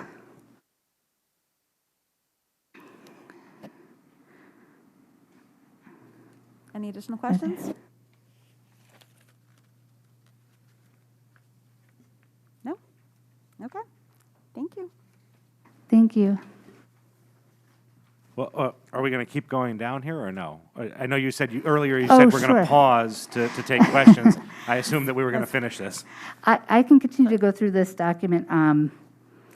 More than happy to, Mr. Russell. I don't know what the rest of the board, if the rest of the board wants to see it, but I'm sorry, I apologize for the time, but we don't have to be, too thorough, but if we could see just a quick recap here. Yeah, no, it's really important. So, for example, so we talked about the total support services. This is where we recorded that school lunch transfer. So if you look in that first column, you'll see that it was below the line. So when you look at the balance in the first column, that light blue, which showed the 740K, and again, I just kept this document because this is what you had voted on before, so I just carried it forward, but I just want to be clear, Sorry, what line are you on? Sure, I'm on line 58, the first column, so it's 740,000. And then we showed the non-lapsing funds and COVID budget, so there was a line with the revenue. And then the net impact of that was negative 521. Then the funds that were afforded in the non-lapsing account, and the net between those two was negative 215. So 740 plus the negative 215 need resulted in 525,000, which the board voted on approving to transfer to the school lunch account. Now, when you look at column 2, you'll see that line 37 now reflects that 525 in the support expenses, because that's where it was ultimately recorded. So although we would have had a 250,000 balance there, it's now showing negative 266 because that's where the 525 was recorded. Before that, it was below the line. Okay, but it did go into that account that the majority of the board voted it to go into. Correct. And then if you look at the maintenance, operations, and transportation, it was showing on 6/16, we were showing a balance of 1.5 million, mainly due to those utilities accounts. And then you see that as of 8/2, it goes down, and that's because they were correctly adjusting for those COVID expenses, which you can see, it's I think, a little bit misleading, but it showed $1 million balance in column 5, row 52, because they were recording the revenue in that location. But if you look at line 44, it was a need of $1 million. And when they rightly adjusted all of those expenses, they recorded them in the operating budget, thereby reducing the available balance, spending down the full available amount for the non-lapsing, and affording us to be able to do the additional $310K in tech.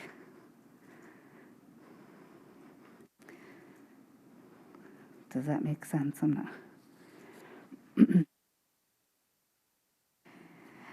The capital outlay is about $1 million. The budget was about $1 million, and we spent that fully down.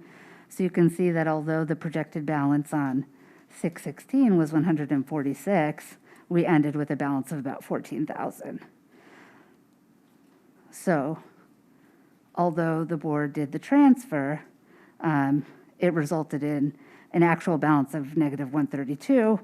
We moved those funds, you can see in column 4, just to zero that balance out. Yes, Mr. Asa. So really, at the end of the day, we ended with about $641,000. Correct? At the end of the day, we had the 525. Including the 525. Okay, including the 525, yes. Because we already moved the 525, but that was a surplus. Correct.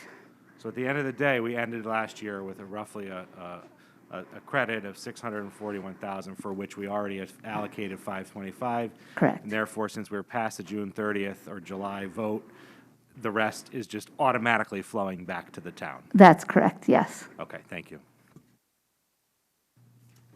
Ms. Jacobson.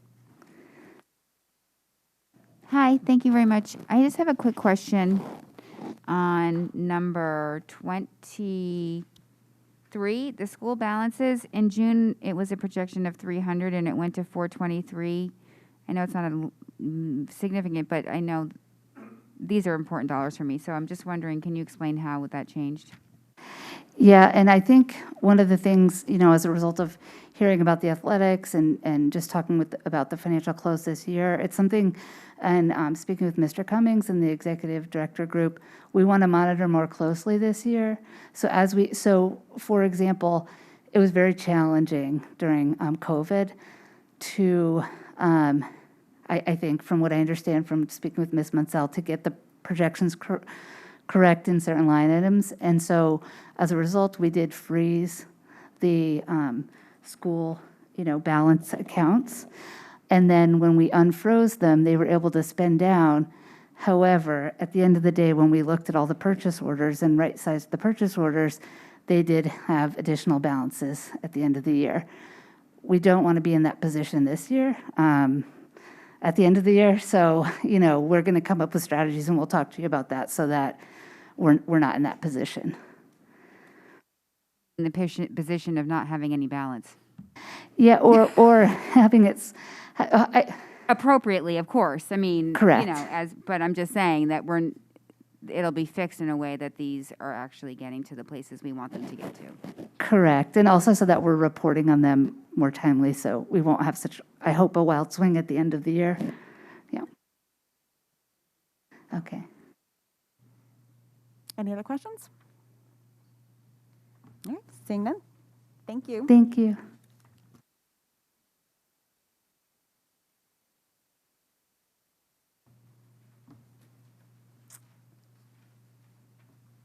Okay, first reading of policies. Policy 6173, instruction homebound hospital instruction. Policy 6999, instruction district provided distance learning in response to emergencies.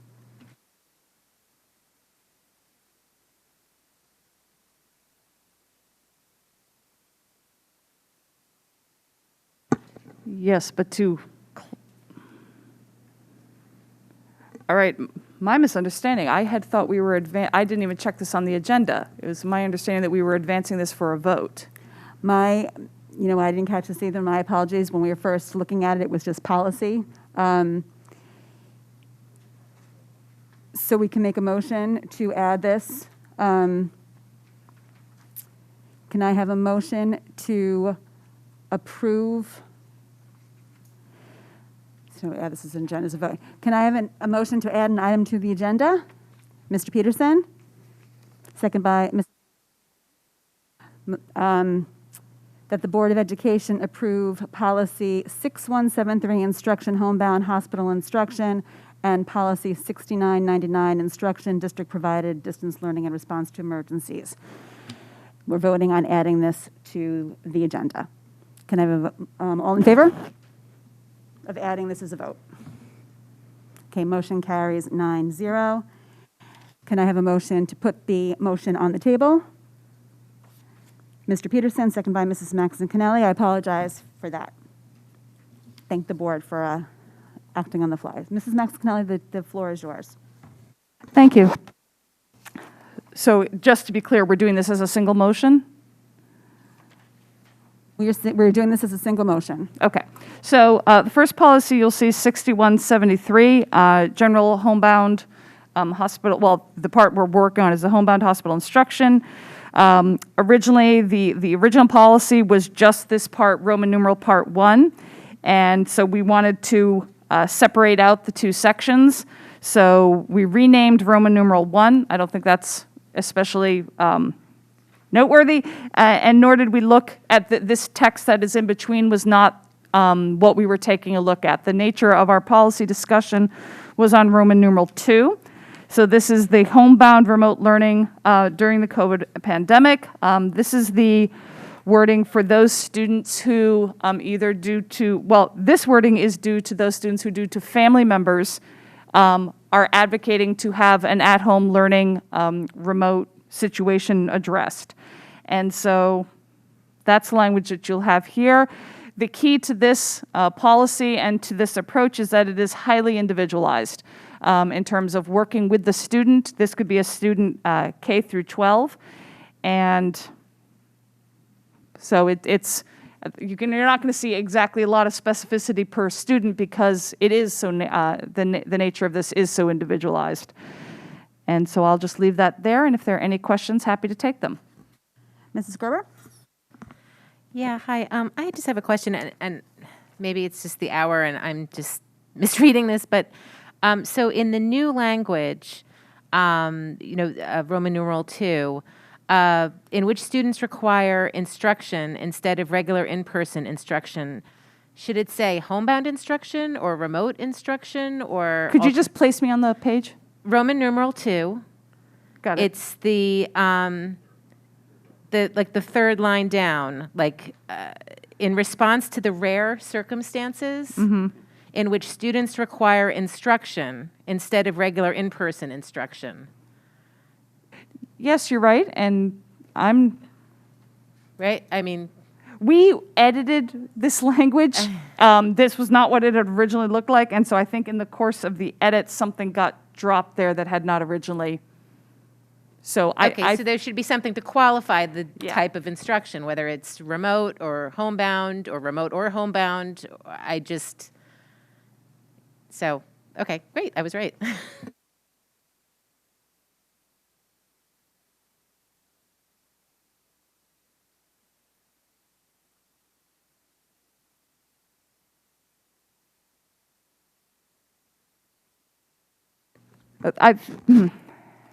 Because I don't have that draft with me, I think we have to do this as an amendment, as opposed to my saying it should have been there in there in the first place. Do you want to take a 5-minute recess? Maybe we can get the updated draft? That's fine. No?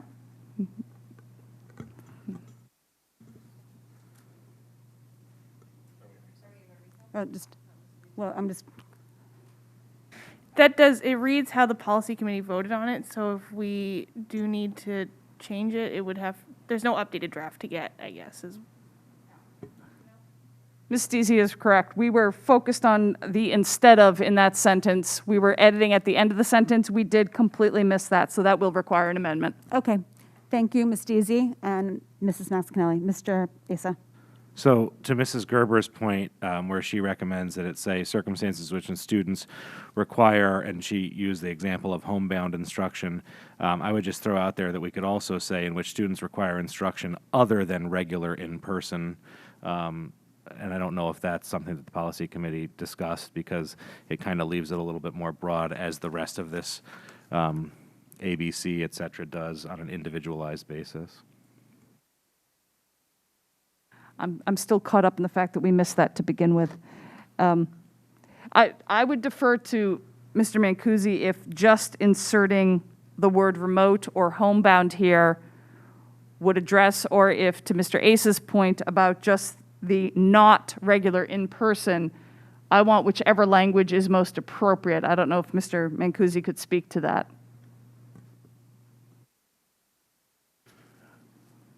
The word that I've always been using in terms of this policy and discussion with our attorneys, and Ms. Deasy can weigh in if she thinks differently, is inserting the word remote there.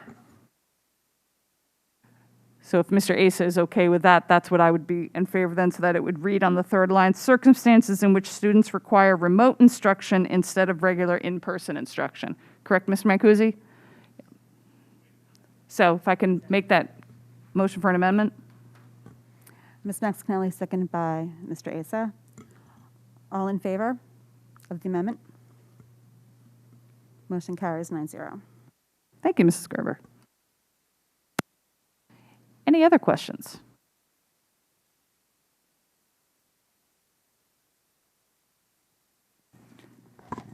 Oh, Mrs. Gerber? Yeah, so I guess just, and this may be to Mr. Mancusi, or I don't know if this was discussed in policy, but I guess just in terms of, when we're talking about the individualized case-by-case basis, is there a way perhaps that we could just really briefly, because I know the hour is getting late, but I'm just curious, how will this process work? Should a family have an issue that they want to bring forward, if they have a situation that they would benefit from this, how does that work? Do they? They should contact the special education office, because we're handling all the remote learning requests through the special ed office. Okay, so I guess then, assuming that this policy goes forward, how will this be disseminated to the community so that parents know that? When parents seek remote learning, we go through the medical verification process where they submit the request with their doctor's note, and they fill out our medical verification forms that we submit then to our medical advisor for his input, and then it's approved or it's not approved. We then notify the parents, and then we determine whether the student has an IEP or a 504 plan, and then we,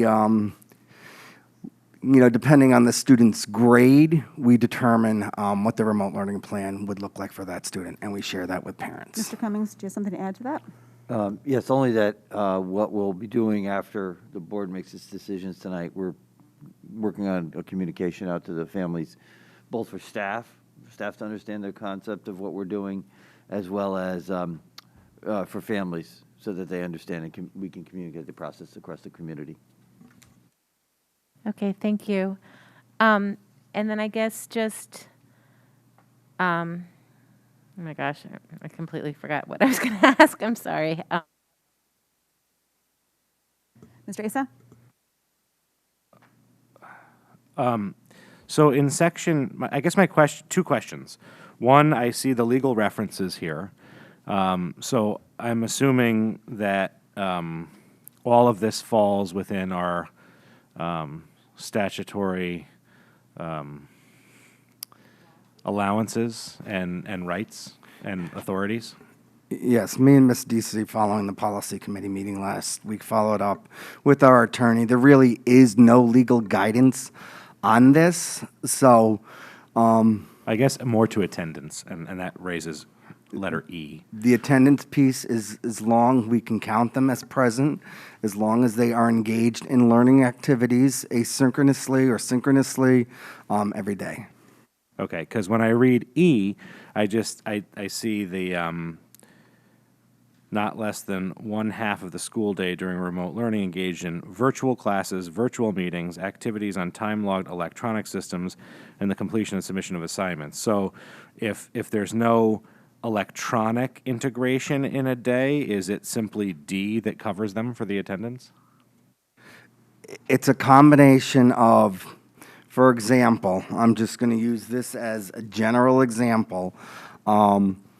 A grade 5 student might get 10 hours of, one-to-one tutoring per week, and then a minimum, that's a minimum, with a minimum of 5 hours expected of, follow-up work independently. And then if they get obviously special education and related services, that's in addition to those 15 hours of synchronous and asynchronous learning, and that will count as half the day. We're also posting some PE and some art opportunities for students to take advantage of asynchronously. That would count toward their day. But we're not saying that the standard is just 3 hours a day.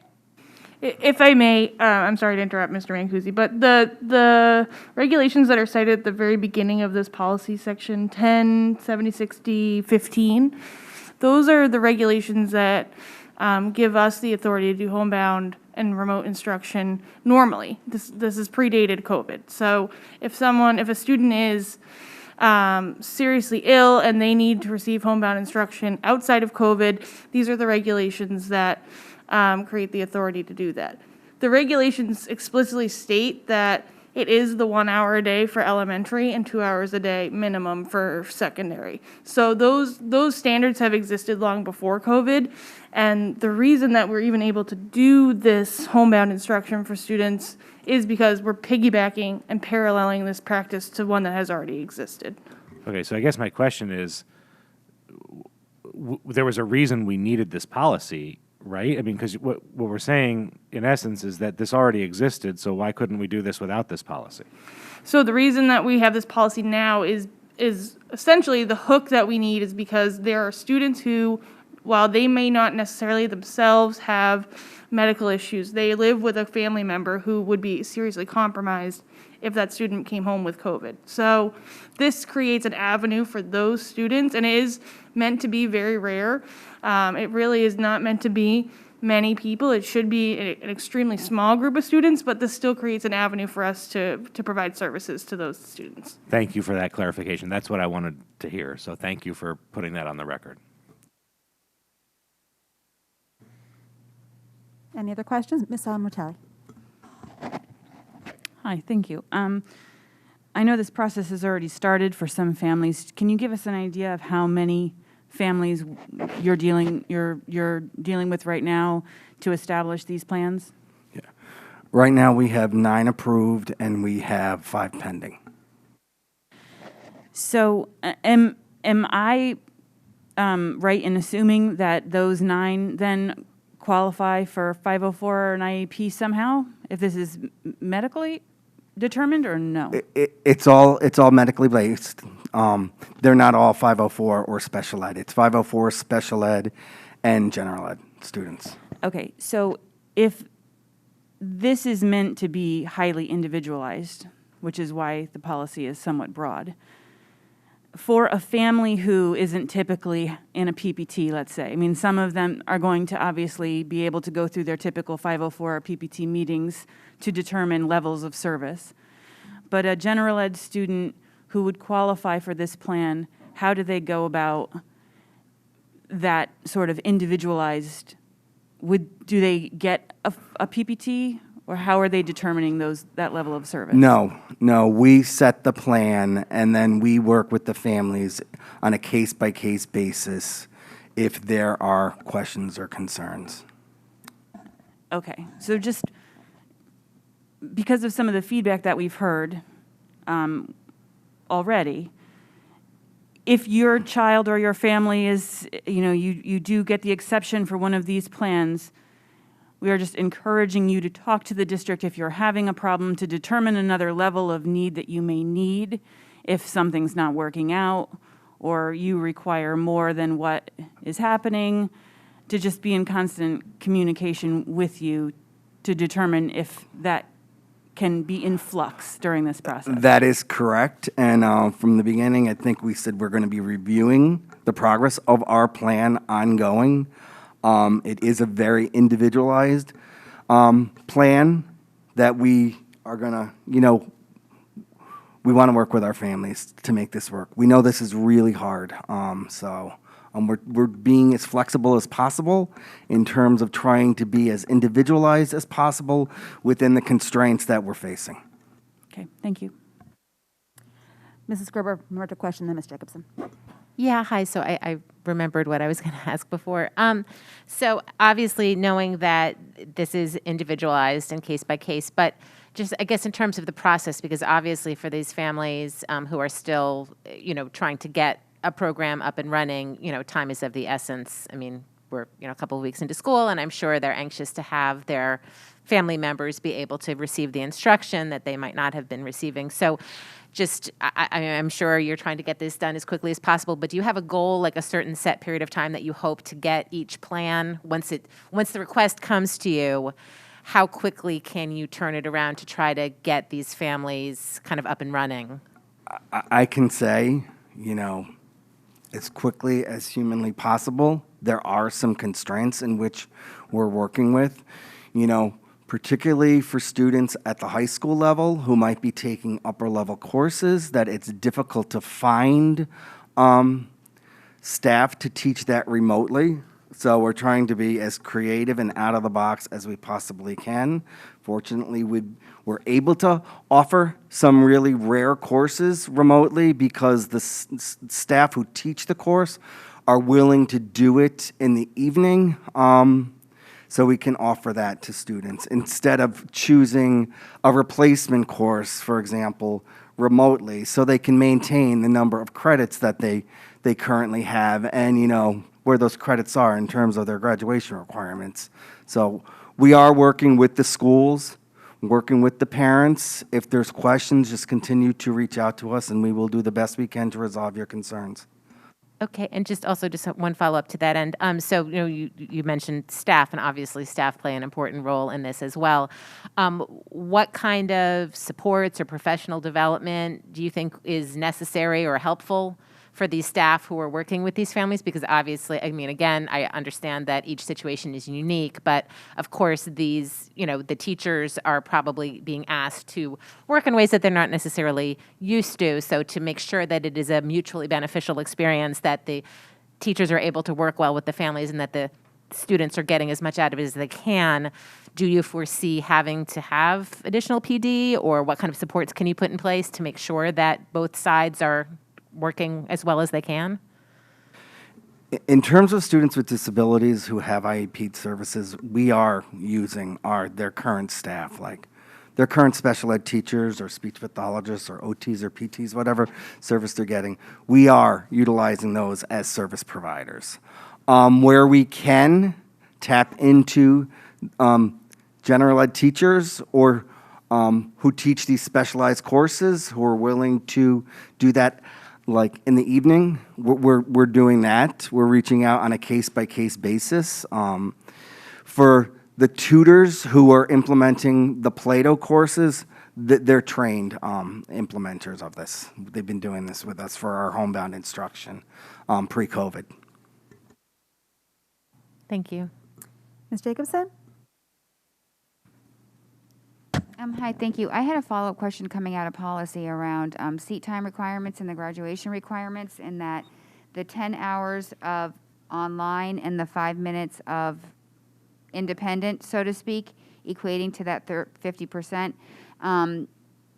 Clearly for graduation requirements, there's a 40-minute per day requirement to grant the credit. So you were going to follow up with me on the 10 and 5. If I could just say something to the 10 and 5, and then Colleen will answer that question. 10 is the minimum. Currently, we don't have any high school students that once everything is set in place and we're able to fill their schedule, there's not going to be a student who's under 14 hours remotely live because of the number of credits that they currently have.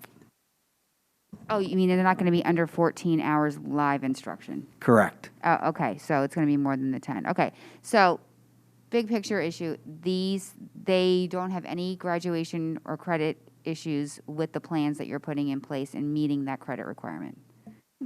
That's correct. The credit requirement, these programs are designed to help the students achieve the credits that they need in order to graduate. The seat time requirement that you referenced, the 900 hours, that's what we are required as a school district to offer to students for in-person learning. The regulations, again, the long list of the name of the regulations at the top of that, they create the minimum of 10 hours for secondary students and 5 hours for elementary students for homebound instruction. So it essentially replaces the 900 hours minimum on the school district with the 10 or the 5. Okay. And then just finally on the tutor side, I know you said that they're trained in doing this. I assume that these students are now on some kind of a learning platform. Yes, they started yesterday. Okay. So the tutors that are working with them, I'm talking about upper level now, again, high school. Are they certified instructors in each of the courses that the students are taking on the platform? They may or may not be. They're certified. They may not be certified in a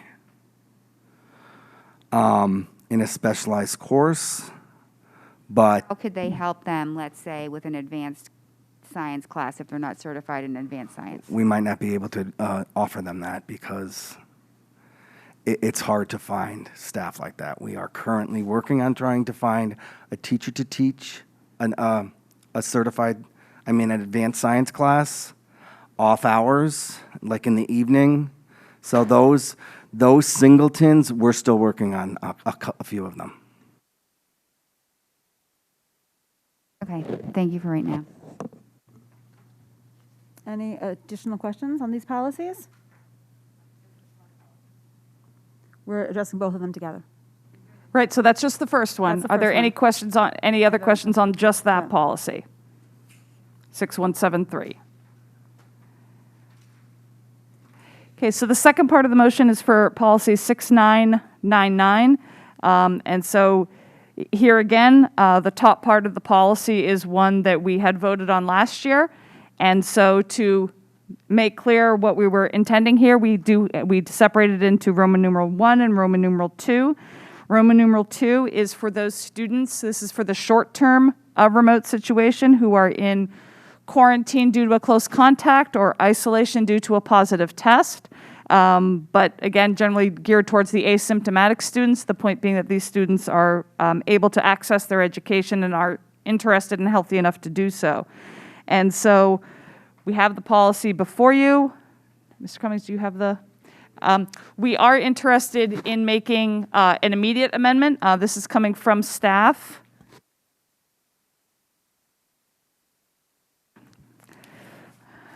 So this policy is due to late arriving language. And so this, you'll see it up there in the green at the top. And then the purple at the bottom, again, to reflect that possibility for an attendance change, which was not something that 2 weeks ago we had access to as an option. If you were out on quarantine or isolation, it was simply an excused absence. That has now changed, and thus we have this addition of the language, which we were not prepared to do at our policy meeting. So I would like to give everyone a chance to read it first, and then I'll be making the motion to amend the policy, and then we can address the whole language.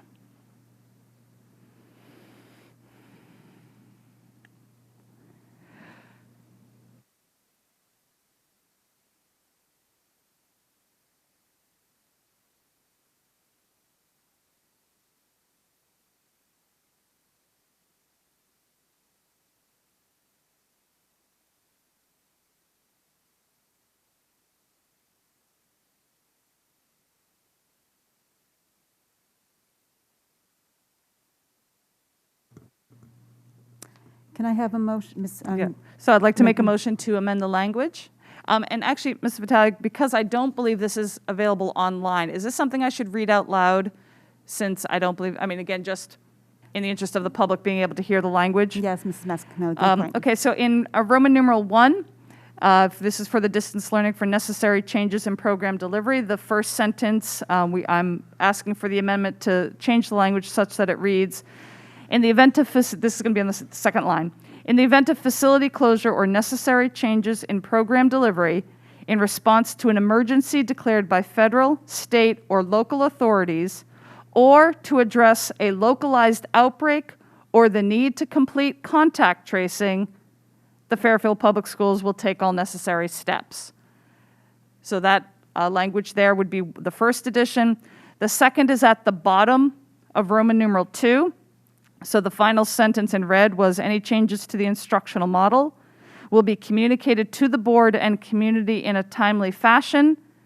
Then I'm asking for the addition of the sentence, teachers will review student work and/or virtual attendance in class to determine if the student's excused absences will be changed to present.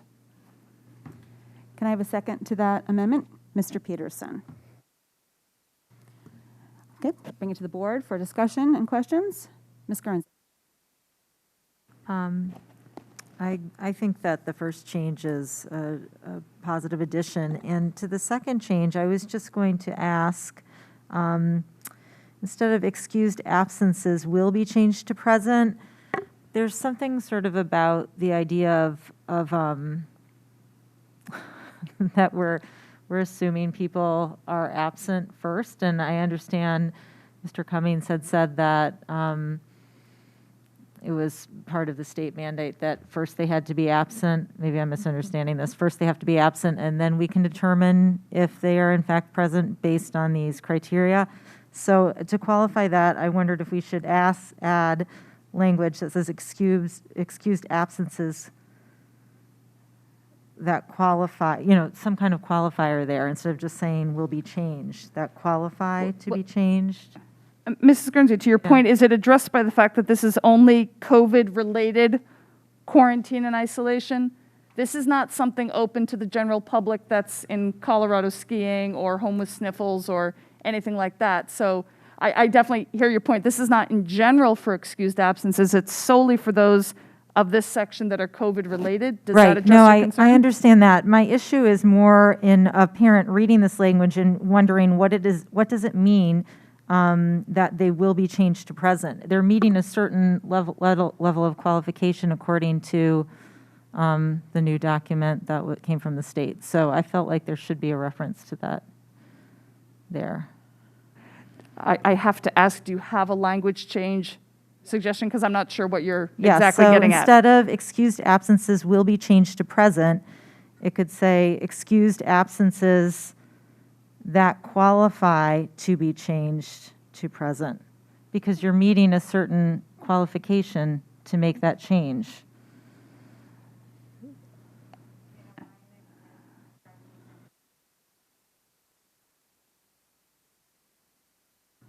I'm just looking to clarify that a little bit more. It seems vague to me. With all due respect, I think the language you just proposed made it very confusing to me.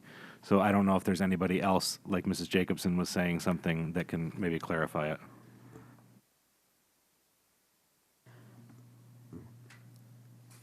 Calling on me, Christine? Mr. Cummings, do you have any thoughts on? We chose the language we did because the first part of the sentence, teachers will review student work and/or virtual attendance in class to determine if the student's excused absences will be changed to present. I read the whole sentence. I didn't just read the first part. I apologize. But that first part is the qualifier for the action that follows. So based on this, and now it doesn't directly reference the state guidance, the 4 blocks, as it were, but basically what that state guidance is saying is that the student's completion of synchronous and asynchronous work will allow the excused absence to be moved to present. So it's a syllogism, is that the right word? That basically this has to happen for that to happen. Dr. Parrish?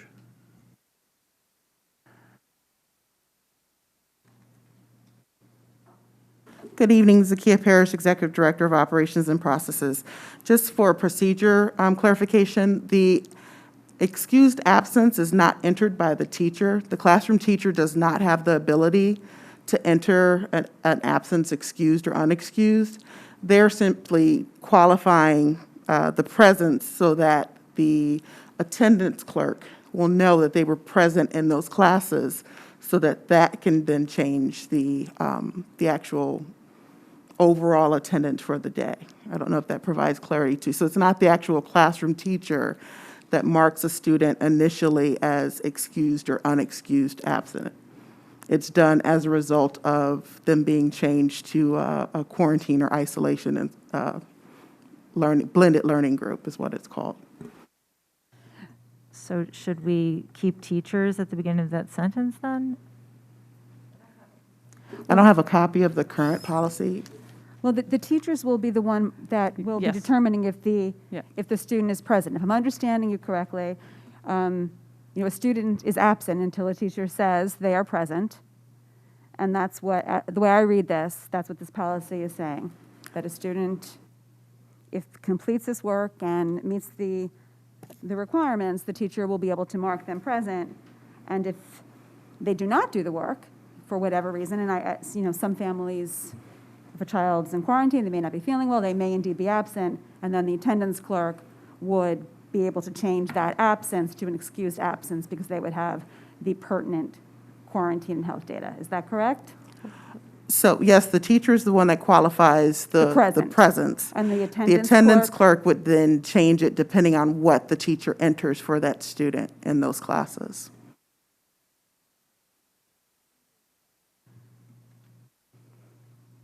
Ms. Guernsey, do you have a follow-up before I go to Ms. Jacobson?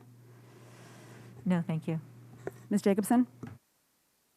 So before I get into this language, I didn't vote this policy out of committee. I have struggled with this policy because I feel like I don't know who this is actually written for. If a parent is going to pick up tomorrow morning this policy, there is no way to know from this policy what this board's expectations are for our students who are in quarantine and isolation. So this is very broadly written, which I appreciate to a certain degree, that provides for, any combination of activities that may or may not occur here.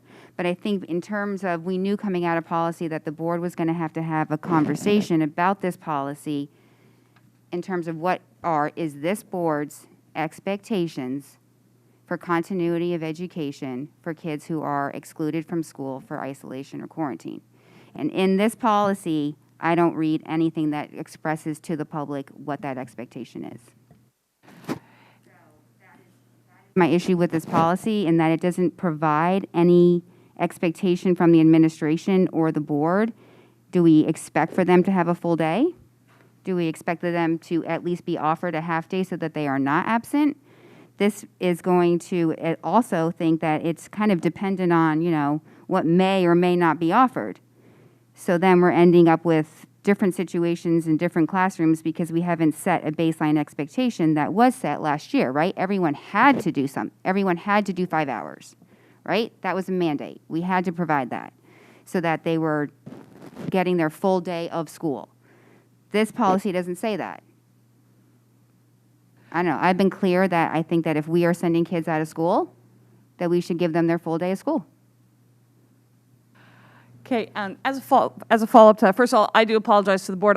It's been so rare. I usually would report that it was a 2-1 vote, so I apologize to Mrs. Jacobson that I didn't say that when I initially started presenting the policy. That said, one thing that the board is not seeing, and which won't obviously become official until we vote on a policy, but we did, as the policy committee is charged with doing, is that we provide extensive discussion and feedback regarding the administrative regs that will accompany this policy once we should happen to pass this policy. The administrative regs that accompany this policy are quite detailed, while also obviously having a degree of individual, an individualized nature depending on what the course is, what the teacher is doing that day. The idea that a certain level of instruction is not, if you're giving a full block test, one of the things that's in the regs, which I actually appreciated, was that any assessments will be taken when students come back. Why? Because cheating was rife last year. I had no interest in teachers being charged with making an assessment that could also be taken at home, which, by the way, is a whole different level of preparation as well. They need to take it in school. So what do you do for that student for that block? There is certainly work that they can be doing, that they could be charged with reviewing, lots of things that could happen. But to have the student gain an attendance by turning on a Google Meet and sitting for, at the high school level, 85 minutes of silence, and you get marked present for that, I was not in favor of that. And so the plan has that flexibility that is on a day-by-day, block-by-block basis. It was far more detailed, and that's also where I enormously appreciated that administration put in that last sentence that is in red, which is that any changes to the instructional model, which are the regs, any changes will be communicated to the board and community in a timely manner. The point being that we're going to discover things that work and that don't work, and that the staff can accommodate those changes far more quickly and far more agilely than this board can do with its meeting once a week. And so I definitely agree. I mean, we were lucky in policy that we got to have the robust discussion that we did about the regs. Again, that's one of the things that policy committee is charged with doing. This board is looking at a single paragraph that does not begin to capture the level of specificity and detail that was in those regs.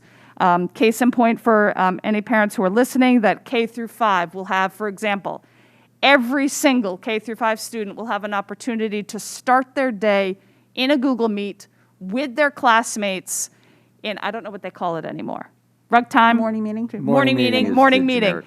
All of them will join that as a live, of course I have a vision of it as being, you can greet your classmates, they could greet you, that there's that live, I am part of a community moment.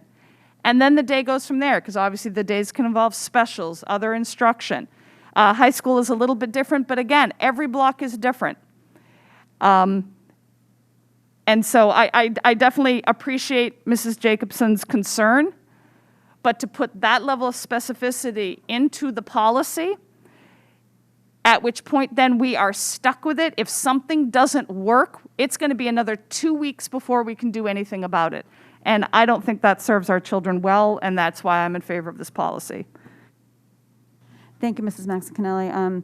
I think it's also, I appreciate Ms. Jacobson's comments. I think it's also important to remember that when we talk about quarantine, we're talking about a very small group of children, hopefully as compared to last year, where we were required to offer remote learning district-wide, and families had the option of quarantining themselves, which in some instances we've heard of it being abused, that it really rampantly, that people were going on vacation, and which creates issues in the classroom for those students that are in the classroom.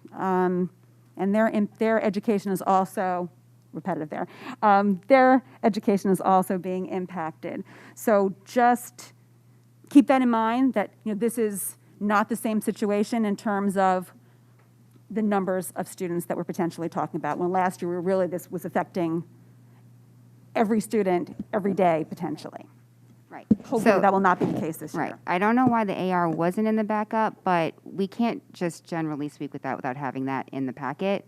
I mean, there is no time requirement in the AR either, and we did have issues in policy with the AR too, and I haven't seen an updated version, so I don't know if Mr. Cummings can speak to the AR, if the changes that the policy committee wished to see in that AR have been made. Meaning, there were options for secondary students to do flip the classroom, record lessons, or live stream, but there was also a fourth option to just talk to your teacher after school. So I'm wondering, did he remove that option from an option? I have a copy of the updated AR.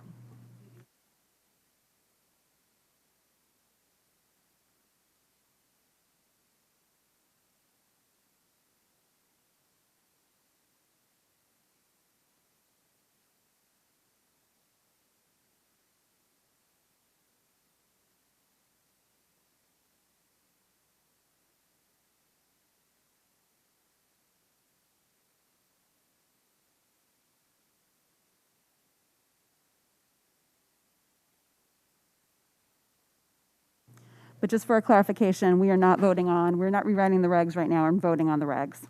We're just voting on the policy before us.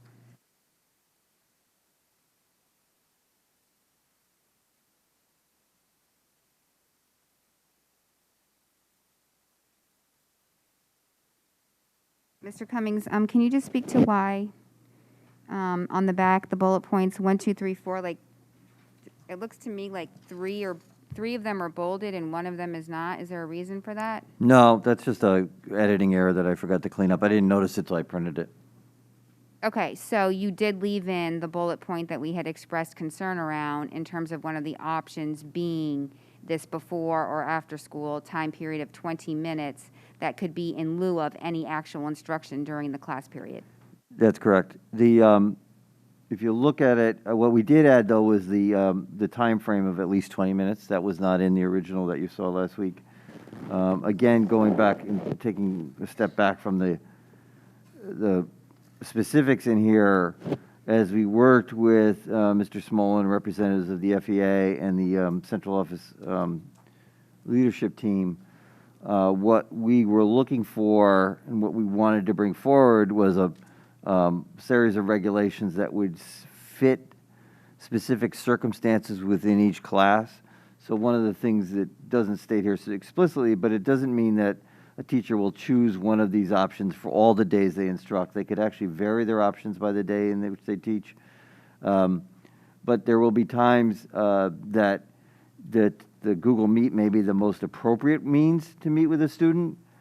If you boil down a 20-minute, an 80-minute class of where the teacher is going to do direct instruction for X number of minutes, and then students will be working cooperatively in groups or doing other types of work, 20 minutes is a Google Meet of at least 20 minutes of a teacher one-on-one with a student is a lot of support, particularly if the student is going to, particularly because, the student is going to continue to have access to the Google Classroom, be able to see assignments in advance of the lesson or with the rest of the class, be able to do their work, then meet with the teacher to review practices. So what we're trying to do here is, I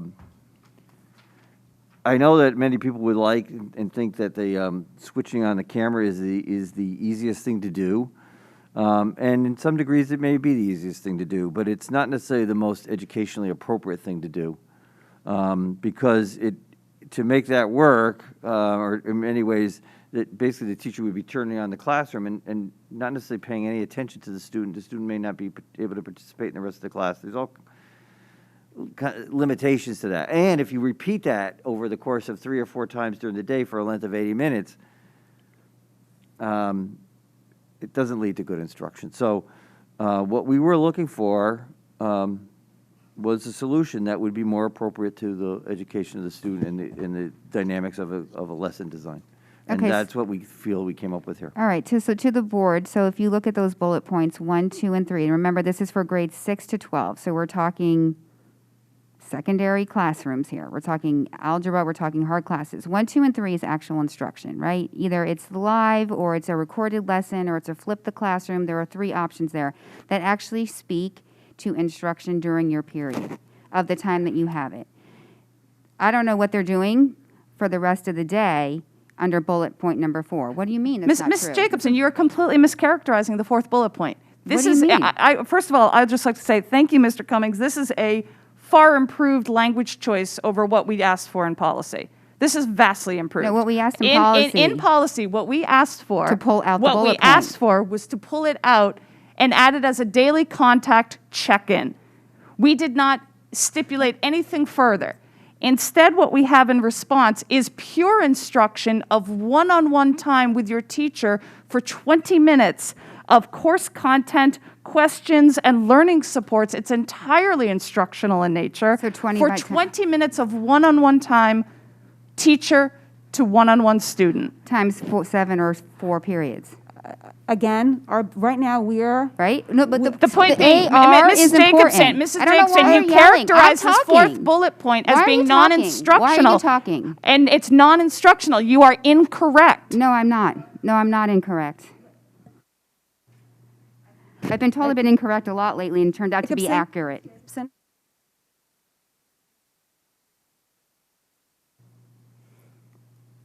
Mr. Asa?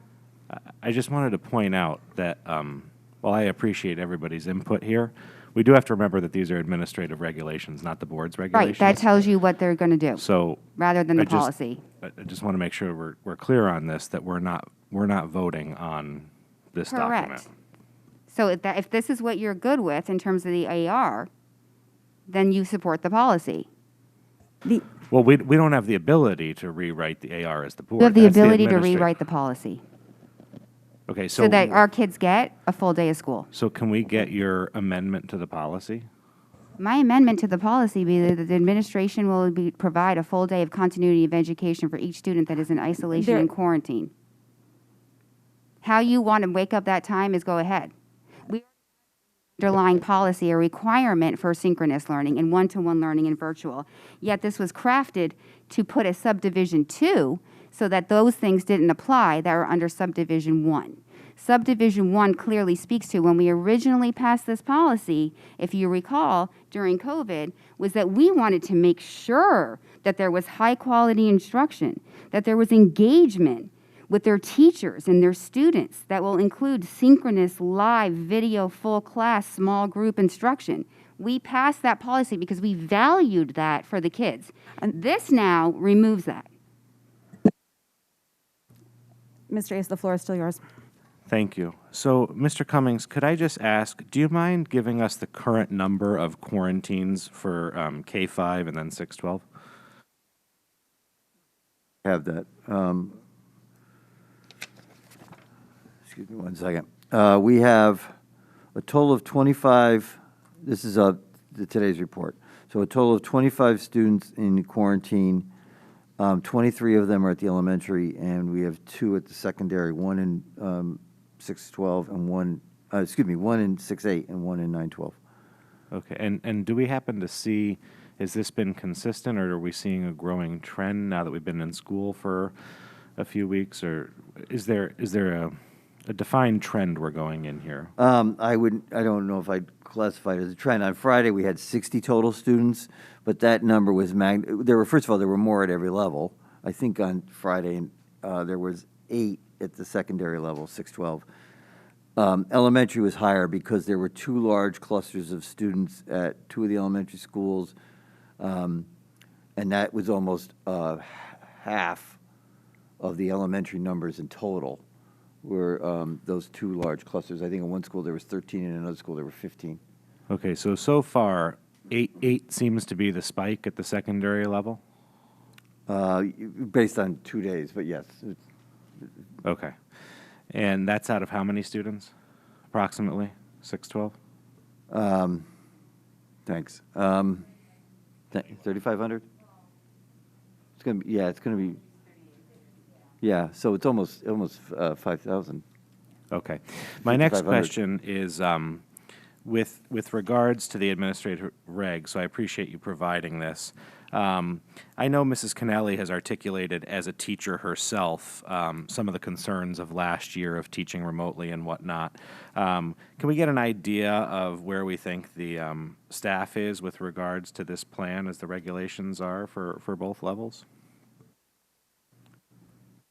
I'm sorry, could you just ask that question again? Yeah, I wanna make just, sure I get it mean, right. do we get a sense that the staff in general is on board with this, and we're going to have continuity throughout the different grade levels and different sections and different subjects? Does this appear to be a topic of conflict, or does it seem like we're on the same page here? I can speak to the conversations that we've been having now for about 3 weeks with Mr. Smoller and other representatives of the FEA, and I know Mr. Smoller brought representatives of each level to our conversations, but he also cast a much wider net with his staff at all levels. I think the number he spoke to me about was 50 to 60 teachers in total were involved in this. This wasn't the initial proposal from them. We continued to work with them around it, but the roots of it were really there from the beginning because the belief we had from the beginning, and this was a shared belief, was that what was coming forward was an approach that met the varied needs of instruction, that it would better balance the instructional models that our teachers might choose to employ again, on a day-to-day basis. Some of these might work better in a tech ed or a family and consumer science class. Others might work better in a social studies or English class. But that's essentially why we came up with this idea of options. That's at the secondary. At elementary, it really was about, and actually I should say at all levels, there was a commitment from the beginning to maintaining student contact with the teachers in the classrooms. So at the elementary, though, because we are able to, the teachers, as you know, teach all the subjects, we're going to supplement the classroom instruction with teachers, 3 teachers that we're hiring, long-term substitutes, one-year contracts, to basically provide support during the day for students beyond the morning meeting that Ms. Maxon-Kennelly spoke about. But the teachers, again, will also be available for Google Meets and conversations with families and students during that time. So just the nature of the elementary day at it allowed us to come up with this supplemental solution as well. So would those long-term subs be teaching basically groups by grade level to be more efficient? They can. One of the things that we're looking at is, if there was 3 or 4 students to go out in a single classroom because of a quarantine, that they would then be grouped. We essentially, the idea is, and again, we're starting out on the path, right? But the idea would be that we'd hire a teacher for grade level bands, K1, 2, 3, 4, 5. And they would group students in those grade levels across schools as appropriate. And I'm just wondering, budgetarily, is that money that's allocated in the sub-line that we always talk about? We are going to be looking at, and this is part of the process as we look at ARP, ESSER, and ESSER 2, that if we can do reallocations for at least some of that out of the ESSER 2 grant, perhaps. Okay, so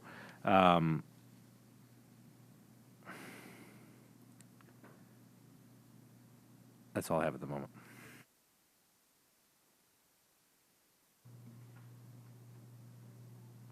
Question? Mr. Cummings, can you just explain to the before we vote on these policies, what is your time expectation that you expect for the students to be receiving on a daily basis? Time. Between the, at all levels? Yeah. Yeah. I think at minimum it's going to be 50%, because when you look at both the synchronous and the asynchronous work, I think at minimum it will be 50%. I think similar to what Mr. Mancusi was saying about the secondary students, I think the secondary students will actually have more time than that. But elementary at minimum, I would think would be 50%. There's no doubt in my mind that we'll have that need because of both the supplemental teachers and then the in-school support that both the teacher will provide kind of at bookends of the day. Okay, so as long as they're doing that 50% minimum, we shouldn't see any absences. Absolutely unless right. they want to be absent. That's correct. Thank you. Mr. Asa? Sorry, I remembered the last thing. So one of the things we had last year was we would hear from parents that, one student was getting, this instruction remotely, another this. What kind of, I guess, will it be building administrators again that if a parent has a issue, they go to their teacher and then to the building administrator if they feel that whatever we're laying out here is not being done equitably as other students are getting? Yes, I think first of all, at the elementary level, we're going to be developing a common set of learning expectations and materials. So that should be the classroom teacher of the student who's in quarantine will work with the support teacher to modify that for the individual needs, the pacing of wherever those students are out. At the secondary level, yes, I would think that if there's parents have concerns, they would definitely contact both the teachers and then the appropriate administrator as support. I think it's important, and I'm not saying by any means that less days in quarantine will necessarily mean less issues, but it's important to remember that the quarantines are far less and the quarantine time period is far less. I did ask Ms. Mitchell before tonight's meeting question about quarantines, and it's of the total of 90 so students we've had in quarantine, right, from the very beginning of the year to now. half of those students have tested out early from quarantine, which is tremendously encouraging, right? So parents don't want to be in quarantine, kids don't want to be in quarantine. And so that time frame is also going to be shorter, which should help too with some of those concerns. Ms. Ratelli?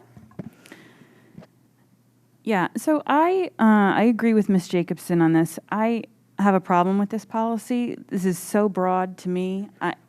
The regulations look great compared to this policy. To me, it's very loosey-goosey, maintain teacher-student interactions during the quarantine. You're talking, if they test out early, 8 days, right? Am I 8 days? So if not, it's 10. And 10 days, even if it's only 8 kids, can be devastating. I mean, I know what it was like last year with remote instruction. And for certain kids in certain schools, it was non-existent. So for me to think that this is somehow, we need to be very specific about what we're expecting on a daily basis for these kids in quarantine, what type of instruction they're going to get, and to me, be very explicit with the teachers on what they are expected to do and provide for these children. So I just don't, I can only imagine too. I mean, it's great that some kids have tested out early, and I'd love to know how many of those children, did we get any positive cases of the quarantines? That would be an interesting statistic to find out. But if your child goes into quarantine for 10 days and then comes back to school for 2 weeks and somehow manages to get quarantined again, if that's unfortunate, even though it seems to be much more rare this year than last, I think about what it would be like for that child to miss that type of instruction, especially in the middle school to high school level. And, unless we do get specific on what we're expecting, I don't see how we can say, well, daily support opportunities. Well, what does that mean? So, I don't know. I'm sorry, Ms. Ratelli, you did ask a question there about the students who were in quarantine who did test positive. And Ms. Mitchell didn't have an exact number, but she said a few. I think it's important that people know that those few are related to either family contact or a contact outside of the school. Right. I know most of the transmissions are home-related. Yep. Thank you. Ms. Guernsey, followed Ms. Mascanelli. I just wanted to follow up with my earlier comment. I was struggling with this policy because of the vague, what I considered to be vague language, and I was kind of stuck on that last sentence. But really, what I was stuck on was sort of the not being able to qualify what our minimum expectations were, which we talked about in the policy committee. And, part of the challenge with this policy committee is the order of events, right? So we're getting this information.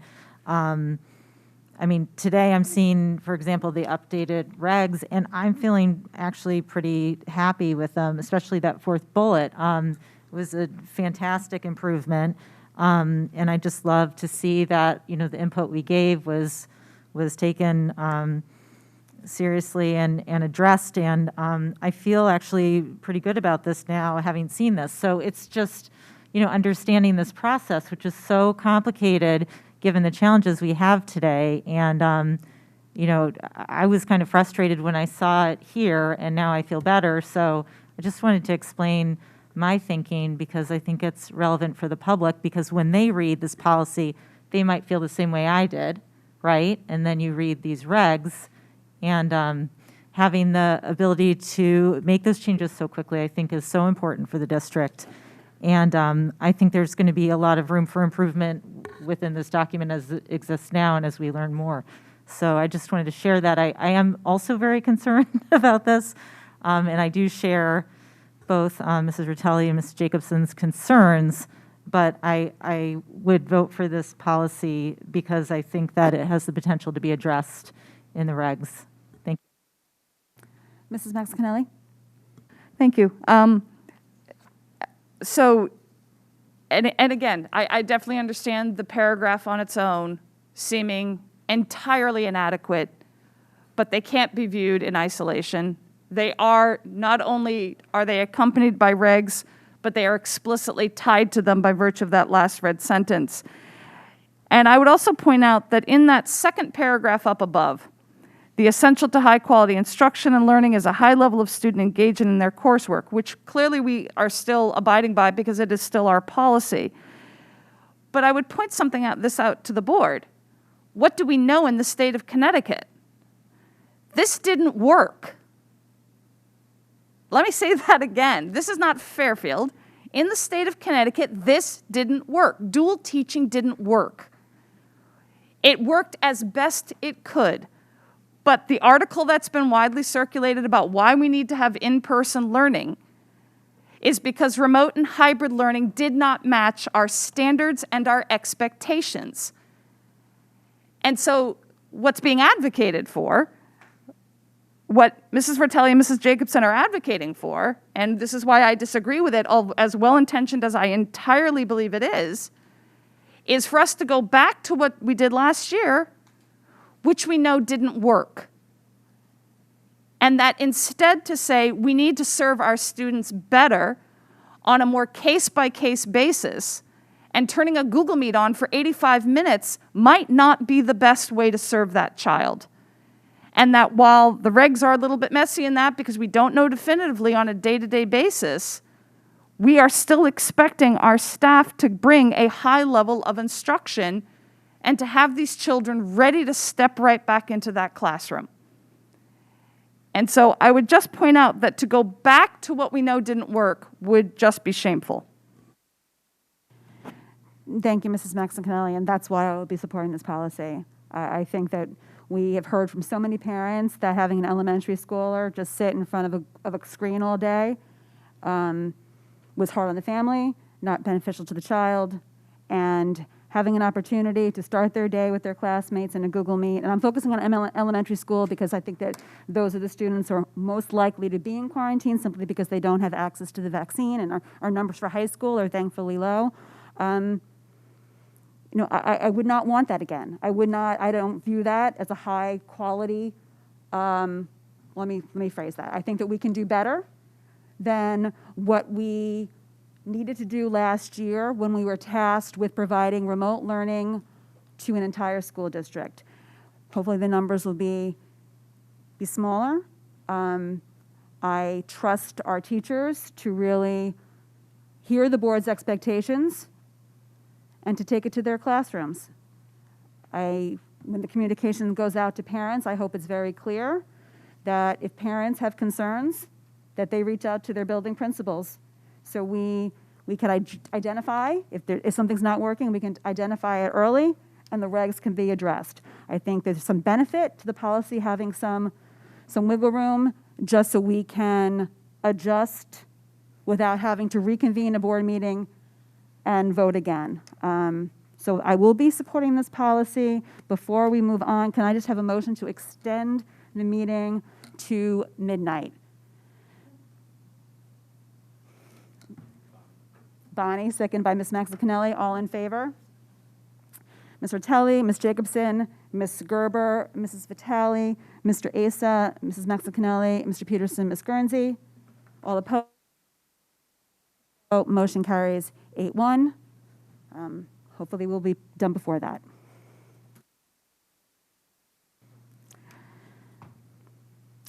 Any further, Mr. Cummings, I'm sorry, you had something to. I just wanted to, real quick, that green line, or to address a localized outbreak or the need to complete contact tracing.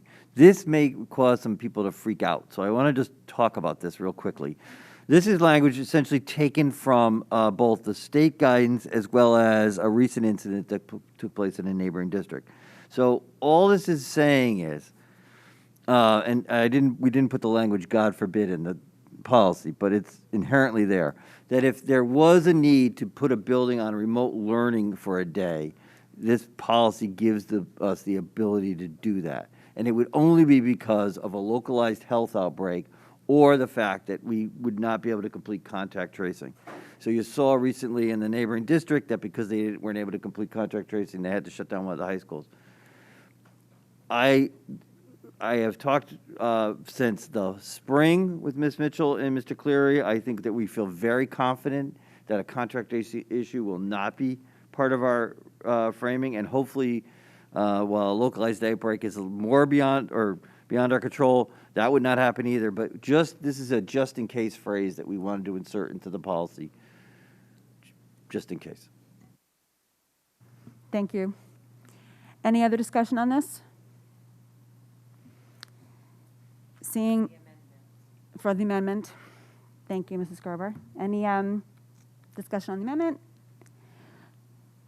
Any public comment on the amendment?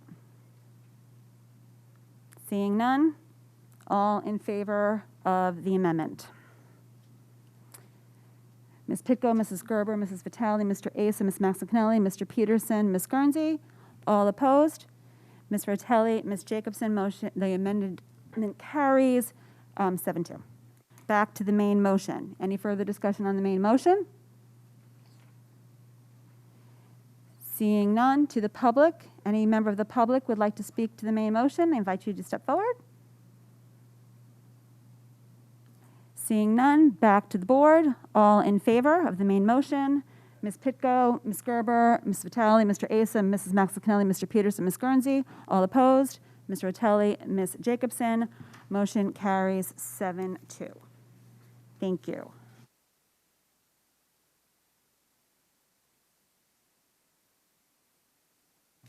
First reading of the 2021-2022 capital waterfall, Mr. Papageorge.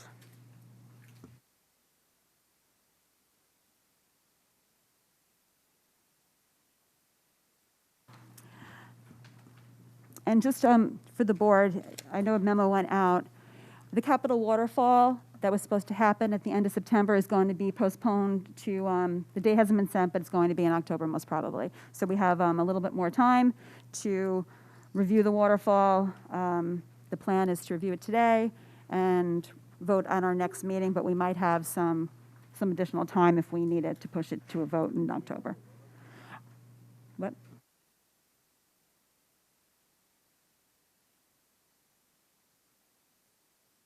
With that, Mr. Papageorge, the floor is yours. Thank you. Thank you. Good evening, everyone. So what you have before you is our updated version of the waterfall chart. It also includes some updated projects with a new focus on indoor air quality and adding air conditioning to the buildings.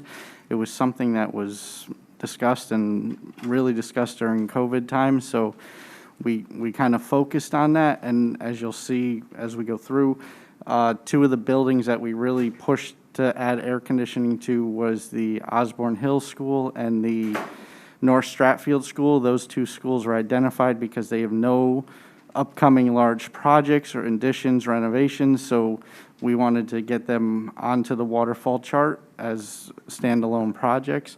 The other schools, such as like Dwight and Jennings, they do have renovation projects in the short future of the buildings, so we didn't feel it necessary to include them in the waterfall because we want that to be part of the renovation and addition project for the building. You'll see here that if we go through it, the other thing is you'll see a lot more HVAC heating projects. I take that back, not a lot more, but some more focus on boilers, burners, HVAC, as I mentioned, and also some other upgrades, needed upgrades, such as elevator replacements, or I'm sorry, modernizations is what they call an elevator upgrade. The reason for that one you'll see on there for Fairfield Ludlow High School is we currently have an elevator that's down. We had to pull some boards out of it, and we are currently working with, from what it's described to me from our elevator contractor, a gentleman in his basement rebuilding boards to get these things up and running at this point, because chips and boards and everything are just not available at this time. So I don't know if you guys would like to ask questions about the waterfall, go through follow the 22-23 year. I should have started with what I handed out before the meeting tonight is the summary sheet, as you guys had asked for. We were able to set it up so that as it prints, you'll see that the years stay at the top of every page, so it helps you follow it better. What I also did is I gave you the projects breakdowns, which is, as I had mentioned earlier, the links that are on this page for the project number. For instance, the first one on line 7, which is District DIST Project 001. So the backup for that, if you were to click on this, would be one of the pages that's behind you that correlates to that number.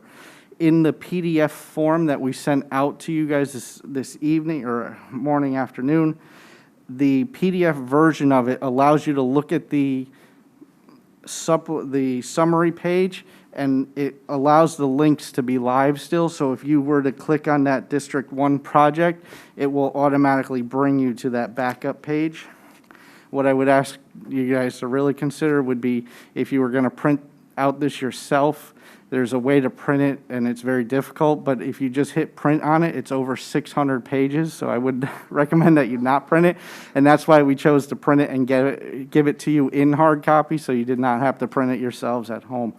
It's because of space built into the back side of it so that we can add projects and change projects as needed in there. So that's what you have in front of you. At the far right side of this, I don't know if I went over this last week or not, but on the far right side of the project list, it gives you the total project. It also gives you the approximately Oscar reimbursement, which is the state reimbursement for a project.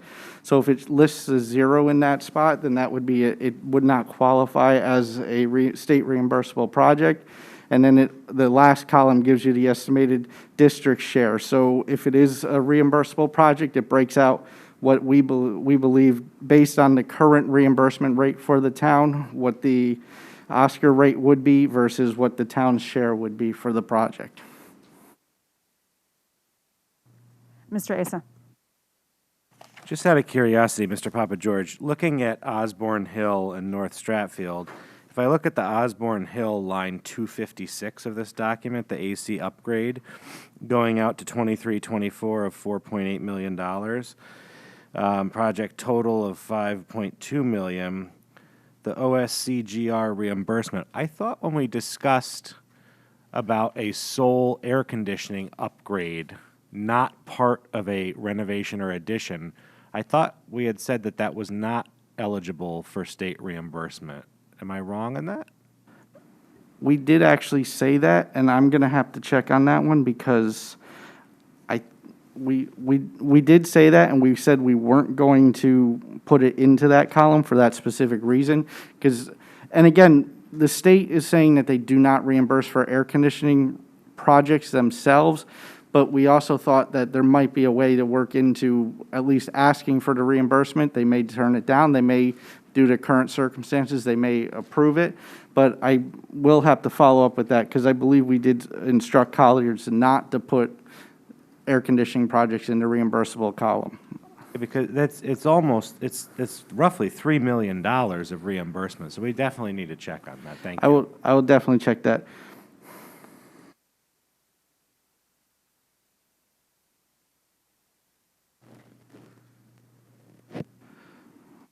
Mrs. Gerber. Yeah, thank you very much for all of this. So just, I also have a question just with the air conditioning, just with the costs. So North Stratfield, it looks like it's like about 7.5 million for the air conditioning. Correct. One thing to keep in mind with the air conditioning prices, I know when we spoke last week, I told you that we were still waiting for the reports from the engineer. DTC is won the bid to do the engineering aspect of that and get us the numbers. They've guaranteed us them last Tuesday. They guaranteed us last Thursday. They guaranteed us last Friday. We actually received them this morning. So they're not reflected on this report, but we are in the process of going through and validifying them. And then we will update this prior to the next board meeting so that you have the actual numbers in there. The numbers reflected as the AC project was a square footage number provided by DTC at the time. Okay, and I guess, so my question is, and I'm probably dating myself, but I mean, I remember at one point, discussions when Riverfield was, the project that was the renovation and expansion. And at that point, I think the air conditioning cost was about $1 million, $1.5 million. And I don't know if Mrs. Vitale can address with Sherman what the final cost ended up being for the air conditioning. I mean, are these, so all along, we were just wildly underestimating the air conditioning numbers, or is there more in here? Especially because with North Stratfield and Osborne Hill, we are saying that they are not going to have expansions. They're not going to have major renovations. This is truly the air conditioning cost. Correct. So in the air conditioning cost, and actually, let me step back for 1 minute. One of the reasons Colliers may have put that in there is because in the air conditioning costs, we did include any modifications to fire suppression systems, any updates to electrical systems in the buildings, grid, so the drop ceiling grids and the drop ceilings that would need to be modified for air conditioning. Included in that also, we asked them to carry contingency numbers for changing out, since we're taking down grids to run ductwork, why put existing lights back up? So we would be putting LED lights back up as well. So it would encompass the whole project of taking down the ceilings, running the ductwork, having air conditioning, but also all the aspects of needing the air conditioning, any electrical updates for the building that would be needed.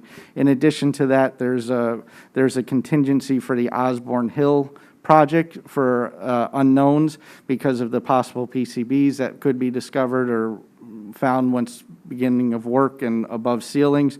So we've actually carried a contingency in that number as well.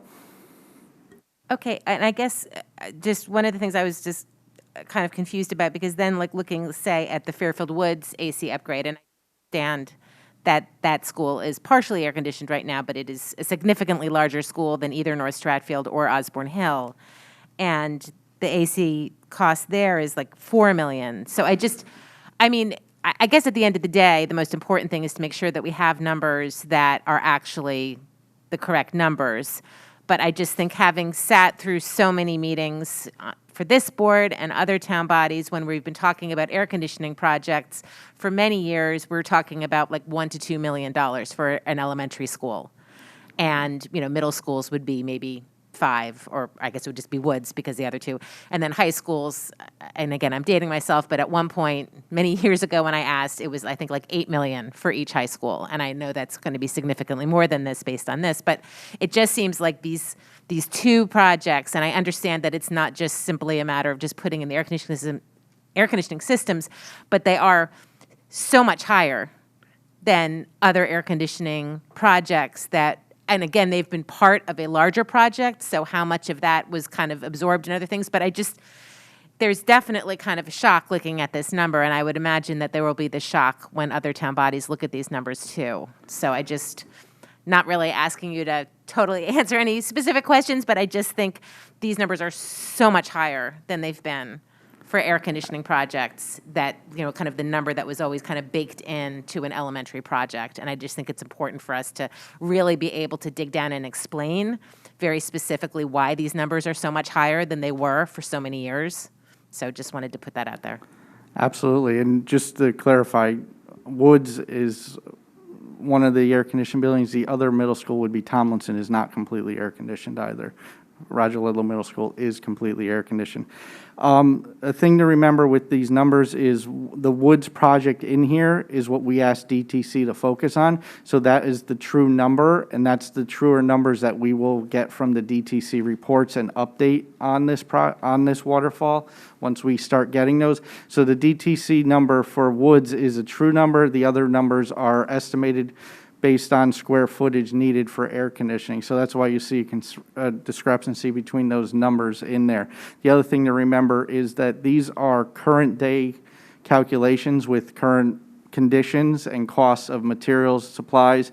So we could see them go down as the year progresses, or we could see them go up as the year progresses based on manufacturings and availability.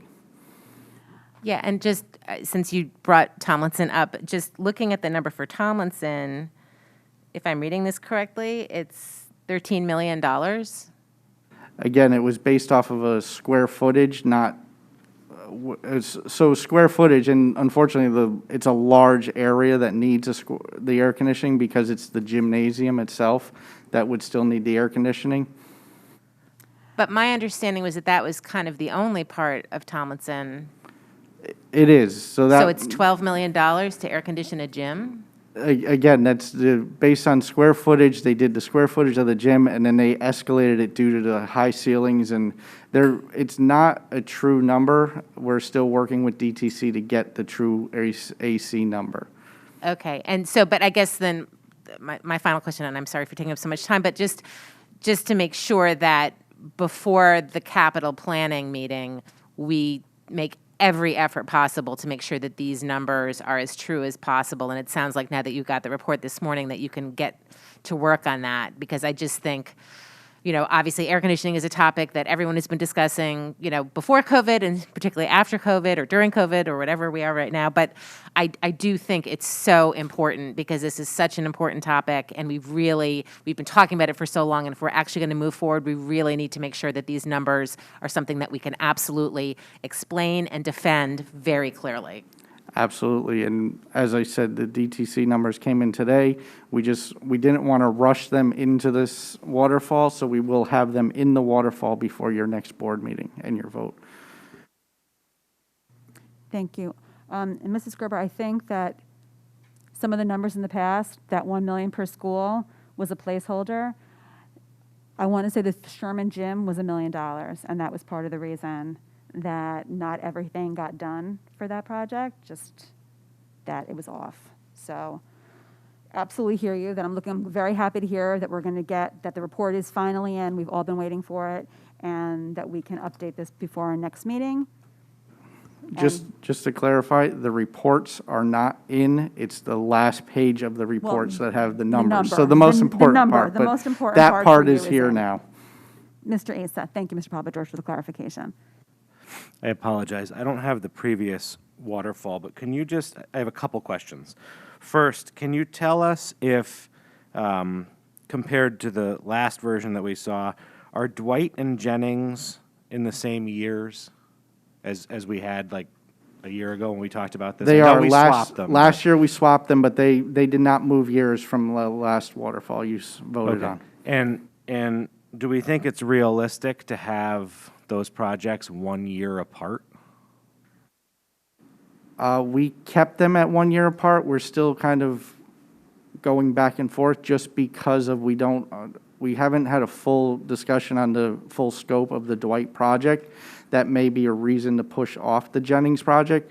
We felt without knowing the full scope, we would keep it there at this time because the Jennings, we believe, will be a smaller project. And we also didn't know, based on what the board's decisions about any of the buildings would be, if it might be something that we need to get done sooner than later.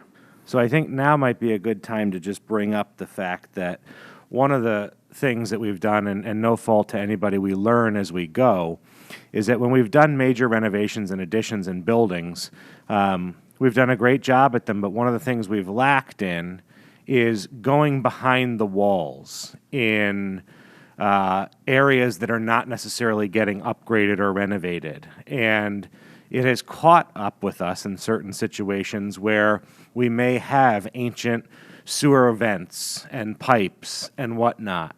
So I guess I have a couple more questions, but when we're looking at some of these numbers, and I know the numbers are great, and we have to have a discussion about Dwight because that's going to raise some eyebrows at that number. But when we look, and I would just say, as we look at future projects like at Jennings, where we're not going to be, we're going to be doing renovations, I want to make sure that we're taking into consideration opening up walls that we haven't in the previous 3 projects per se. We absolutely are, and that's, as you said, we're kind of in that position now. We're currently working, we have from last year, we have an approved project for Fairfield Ludlow High School, which is just to renovate the bathrooms, which is due to the behind-the-wall needs for repairs and upgrades. So I think it's just important to know that we're learning from our past experiences. The other question I have is, and it's going to maybe lead to a bigger discussion, maybe not right now, but why is there the discrepancy in the seed money between the two projects. I'm used to a 2-something million ballpark, but I'm seeing on Dwight, which could potentially be a much bigger project depending on where this board decides to go, why are we not having a bigger seed money there? So the past practice was we would put, from my understanding, I should say, or the past practice was there was a seed money allocation that was put out there, and it was a number, and I apologize, I don't know where that number came from at the time when they started using it, but the industry standard is to take a percentage of the actual project and use that as the seed money. So we're basing it off of the total cost of the project, not just the seed money. The other thing that we've learned, as you said, learned from our past experiences, is our seed money we want to last a little bit longer than we have in the past. We'd like to get it all the way to the developmental of drawings, and then we can get better pricing when we're looking at bidding. We've tended in the past, we've tended to fall short of the point where we need to be to go out to bid to get the better numbers for projects. So by doing this with the seed money and using the percentage off of the project, we hope to be able to eliminate those problems that we've had in the past. Okay, so I would just ask that we go back and look at line 70 and line 131, because line 70 has a much higher dollar amount project value. So to me, that would think that that seed money should be higher than line 131 at Jennings. So if you could check into that, that would be great. The other thing with the $50 million placeholder at Dwight, I think that begs the question of, we're obviously having a placeholder there because this board needs to have discussions on what we're going to do with that building and property, and whether it is even worth trying to renovate a building in that condition, or are we talking potentially about a rebuild or repurpose or reuse of that. And that's going to be a broader discussion, I know, but just I'm assuming that's where you're coming up with this large placeholder number? Correct. It was from the Board of Finance meeting that we held last spring. Board of Finance? I'm sorry, Finance Committee. I apologize for that. Okay. I may have one other question, but you can go to somebody else. Anything else? Thank you. Questions? Can I just say, I know it's a lot of information, it's a lot of projects and a lot to look at. I welcome email questions that I can get back to anyone as well. Ms. Jacobson. When we had looked at the draft of this last time, I had asked you, when you click on the links, if it will provide the original date and the original price. So I just looked up, and that might be because of what you were talking about with the PDF and all of that, because I just looked up some random ones, and it looks like they were all started July 1st, 2021, which we know that's not the case. So if I click on these links, is it going to take me to, circa 2008? That kind of a thing. Just yes or no. I mean, you don't have to show me. I just want to. So for an example of this one, which is, where's the project? It's district project number 4. If you click on that, you'll see a blue line that says non-reoccurring status, yes or no. And that's what makes the waterfall chart work, that yes or no answer. Underneath that, you see a box that says 1/20/21, move to fiscal year 24-25, decreased amount due to scope change from replacement. So in that box is where we've gone through and added some changes to whatever changes were on there. What we did is we took the last approved waterfall with that final sheet that you usually got with the red and green numbers on it, and that's where we pulled the information from to make those notes in this waterfall. So that's where the noting information. So if it was a change that happened prior to that or in prior years that we weren't really familiar with and we didn't want to give the wrong information and we didn't have it, we stuck with pulling the information from the last approved waterfall. We can go back and pull some more of the summary sheets and try to get some more of that information pulled out and see how much more we can update based on the history page, as you will, based on that information. Yeah. But we figured that was the starting point, was to use the last approved one where it showed the changes. and this might be a different conversation that Finance Committee wants to have, but just in terms of how we're archiving our documents and putting them on the website, and just things get lost and then you can't find them, and just how so in order to track this over time, or people who are new to the community and may not understand that some of this has been on here for like over a decade. And so that's just my comment on that. I know that we've talked about that beforehand, so I'm hopeful that there will be a way for us to, for each of these projects, when it actually originally went on, in terms of a project, which I know that we have a lot of institutional knowledge, could probably help with that, but I just wanted to see if that was available. So so what's in here now is the best that you can do at the time. It was the best that Yeah, we thank had you. available All right, to thank us you. rapidly. Totally. All right, thank you so much. Mr. Asa? Could we go to line 570 on page 5 of 6? This is the Walter Fitzgerald campus at 108 Biro. What is the reasoning for leaving that in there, and also carrying out $155,000 into 23 or to 24-25 for a total of $6.3 million for this property indicated that we no longer occupy? I'm sorry, what was the line number? 570, all of Walter Fitzgerald on page 5. And while you're looking that up, that $5.6 million for this year that's place held there, are we planning to juggle something into there?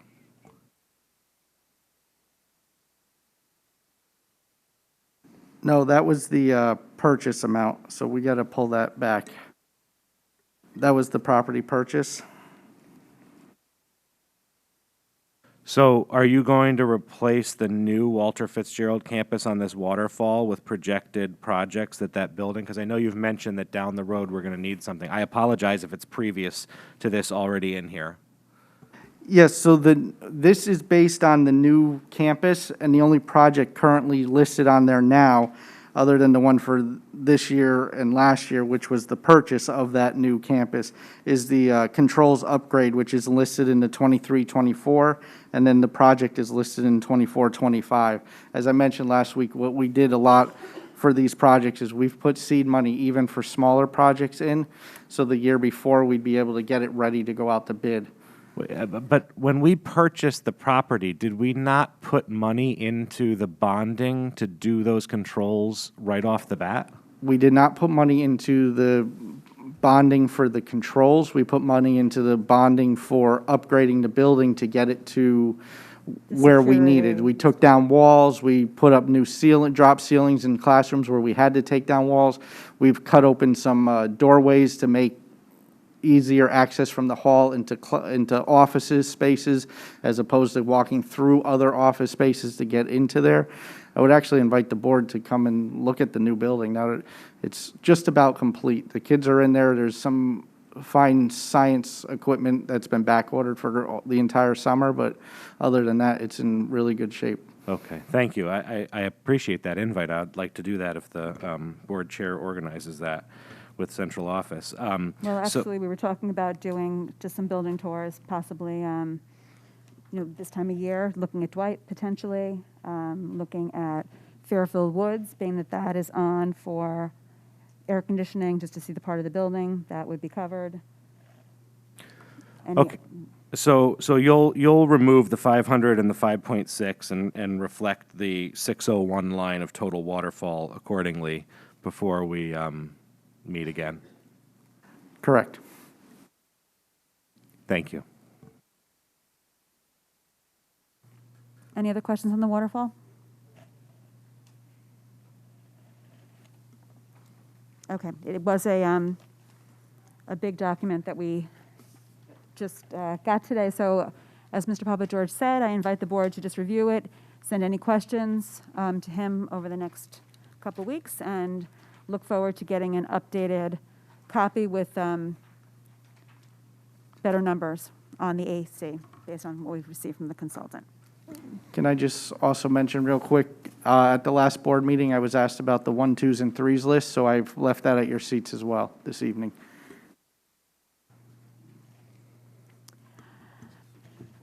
Yeah. That's going to be part of the super report, correct, Mr. Papageorge? Or Mr. It Cummings? is. It is listed on the superintendent's report. So we'll just move forward with the agenda right now. We may call you back in a little while, Mr. Papageorge. All right. Okay, we did Holland Hill. Moving on, approval of minutes that the Board of Education approved the August 24th, 2021, 8 p.m. special meeting minutes. Can I have a motion? Ms. Pitko, seconded by Mrs. Gerber. All in favor? Motion carries 8-0 because Ms. Jacobson was out of the room. Superintendent's report. Okay, I'd ask Dr. Parrish to come up and speak to the elementary enrollment report. It's at your seats. As you will see, there have been changes that have impacted the FTE, which obviously will impact our budget.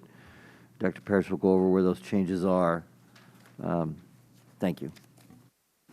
Good evening again, Zakiya Parrish, Executive Director of Operations and Processes.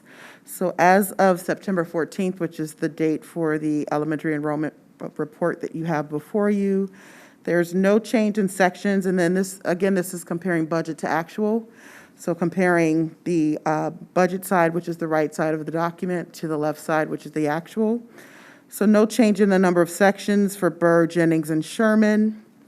An increase in the number of sections at Holland Hill. There were 2 in grade 3 and grade 4. 1 at Mill Hill, grade K. 1 at North Stratfield, grade K. Osborne Hill, grade 2. Riverfield, grade K. And then Stratfield, grade 4. And then a decrease in the number of sections at Dwight, grade 1. And McKinley, grade 5. The buildings that have 1 student above the threshold, North Stratfield, grade 1, Osborne Hill, grade 2, and Stratfield, grade 4. 1 student below the class size threshold, Burr, grade 4, Dwight, grade 2, and Sherman in grade 2 has 2 students below the class size threshold. Overall, with the number of the net number of increase in the number of FTE is 5, so 5 additional classroom teachers as a result of the net increase in sections that are required due to the enrollment change. Thank you, Dr. Powers. Has things slowed down a little bit at the registrar's office? Thankfully, yes. Any questions? Okay, seeing none, we'll move on. Thank you. Thank you. I had remote learning update on this, but I believe we covered all the information in our conversation around the policies.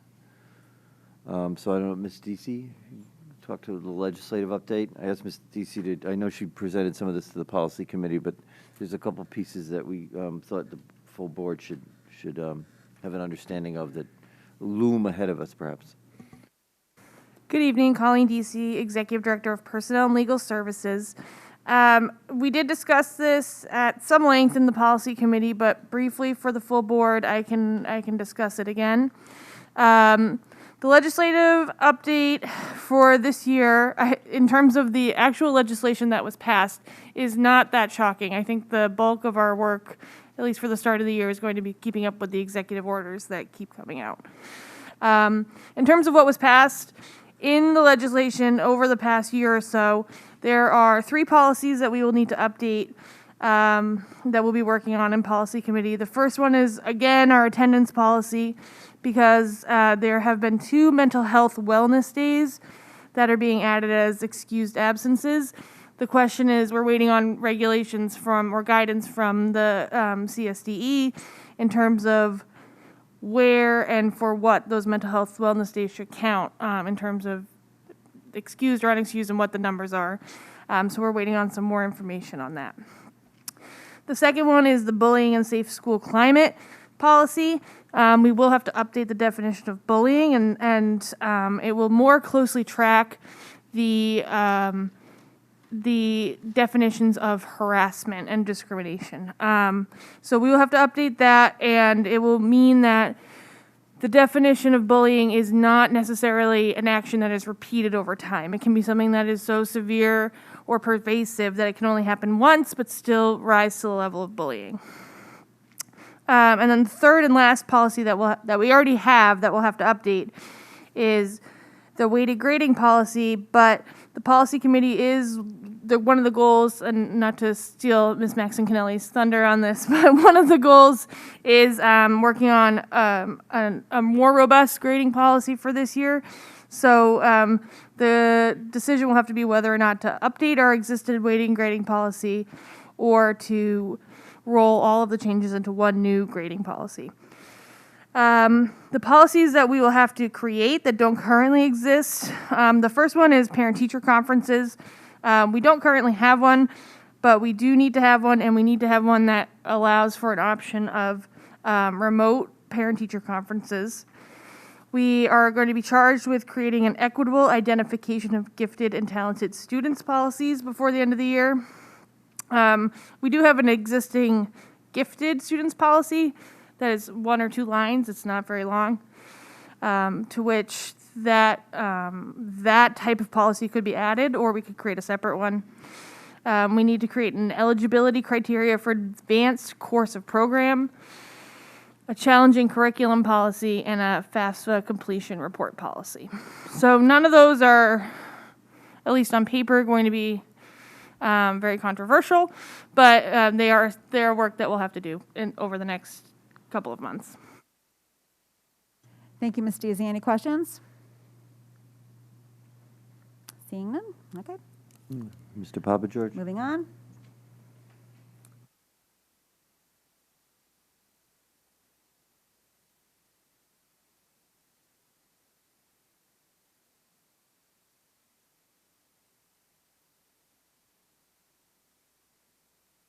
So as I mentioned previously, what we did is the 1, 2s, and 3 sheets that you guys have seen before, we were able, due to some budget money last year and the year before, we were able to knock quite a few of those things off the list.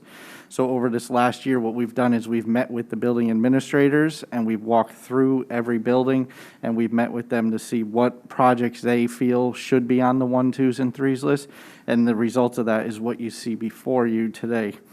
The ones on this list, as typically in the past, we plan to present as part of the upcoming budget process, but the 2s and 3s are also important, and we will continue to work on getting them updated. Any questions? Mrs. Max Kennelly? Just one quick question. This Tier 1, the Ludlow reconfiguring the driveway, Yes. does that in any way connect to the paving project that we cut last year? Yes, it does. It So- is that is the driveway we are looking at this year again. So this is obviously much more extensive? What we did is last year when we looked at it, we looked at the school side of the driveway, and we had talked about it at the time, but didn't think it was worth doing. But now that we've had the year to look at it and have an engineer look at it, we feel that we can gain 10 additional spots by going on the right side of the driveway as well as the left. So a total of approximately 20 spots will be gained as opposed to the original 10. Okay, thank you. Mrs. Gerber?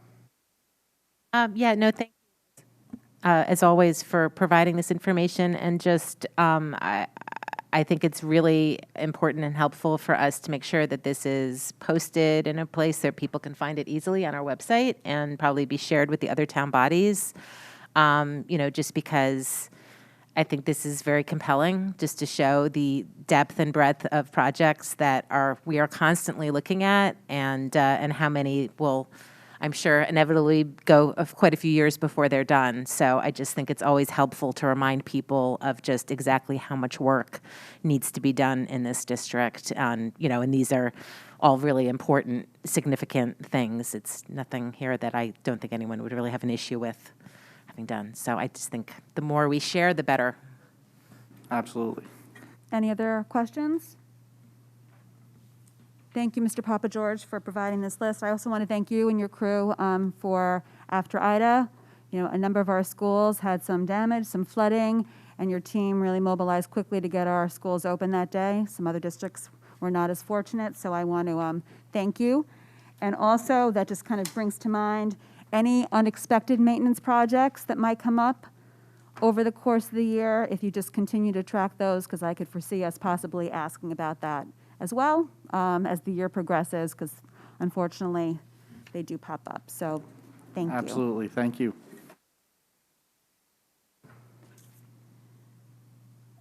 Okay, committee liaison reports. Ms. Rotelli? SEPTA, the Special Education PTA, we welcome everybody. So our first meeting is on September 28th, and it will be at the Ward Auditorium at 7:30. I encourage everyone to join. Come out and meet other parents who have been there, done that. Friends, ask questions, get advice, meet our Director of Special Education and our coordinators. It's a very well-attended meeting. It's got lots of great information. And this year we have we've organized a Team SEPTA for the Only You Foundation run. So you can look at the information on fairfieldsepta.org and come out and join. September 20th. It's the last Wednesday of the month. There you go. Any other reports? Mr. Peterson? I just want to say at our last Finance Committee meeting, you've seen a lot of the work that we did last week. We had seen a draft of the athletic presentation, and we also heard from the Fairfield Athletic Foundation. I updated you guys in writing about that, about the turf field project. I guess I would just encourage you, if you have any comments on that, kind of broad comments, to forward them to me. I'm kind of contemplating that our next Finance Committee meeting, we may sit down and deal with that in some more detail, because we only were able to get a brief presentation of it at the time from Dylan O'Connor, who came in and gave us his time to present that, and I had forwarded all that to you guys. The other thing that happened at that meeting and thereafter was we got an update about the town is updating its purchasing policy, and this kind of impacts the district directly because we run our purchases through them. We got an update from Courtney Laborious about some issues that are kind of native to our system that we had hoped that would be incorporated in the purchasing policy that's currently being drafted. We have two members of the we had Chris DeWitt and Lori Charlton from Board of Finance come and hear from Mr. Cummings and Mr. Mancusi and others about our concerns about that. I think that was a very constructive meeting. That policy remains in kind of draft mode. As I understand, they appropriated something like $12,000 for professional overview of the draft. So that's going to be coming, I think, in October, November is their time frame to have something a little more concrete. So just something I'll be keeping an eye on going forward. Thank you, Mr. Peterson. I attended the Board of Health meeting last night. They're just keeping a close eye on Delta, gearing up for booster clinics, flu clinics. Ms. Mitchell reported, Mr. Cummings shared the information that the contact tracers are very busy, but I'm happy to report that they're not seeing any in-school transmission, that most of the cases are due to outside exposure. And that was really it. They continue to reach out to the Board of Health. We brought up music was discussed last night. Ms. Mitchell has been asking for updated guidance on that. Also in terms of submitting an application to bring testing, bring an outside company out for those families that might want to opt into testing. Still waiting to get back some information from the state on that, but she is moving forward with that. Nurses offices in our schools are very busy, back to pre-pandemic levels, she reports. Having a little bit of a nursing shortage in terms of substitute nurses. Nurses don't want to, I guess, come into the buildings right now, or they're, like many things, there's shortages. So that is really it for Board of Health. Anybody else? Committee reports? Seeing none, we'll move on to open board comment. Ms. Maxon-Kennelly? Not that anyone besides the few of us here are probably paying attention, but I just wanted to share the very exciting news that Odyssey of the Mind is having their live in-person competition this year. And so I look forward in the spring to seeing some teams come and show themselves off for the Board of Ed, but very excited that we get another small thing getting back to normal, and very excited for that. And in the spirit of noting things getting back to normal, I attended the Fairfield-Ludlow football game on Friday night, and good time was had by all, even though Fairfield lost, but it was a fun game. Kids were having a lot of fun. It was really nice to see everybody out and about on a Friday night again. We'll take it to any member of the public. Is there any member of the public that would like to speak and give public comment? I invite you to come forward now. Seeing none, motion to adjourn. Ms. Pitko, second by Mr. Asa, all in favor. Ms. Pitko, followed by Mr. Asa, all in favor. Motion carries 9-0.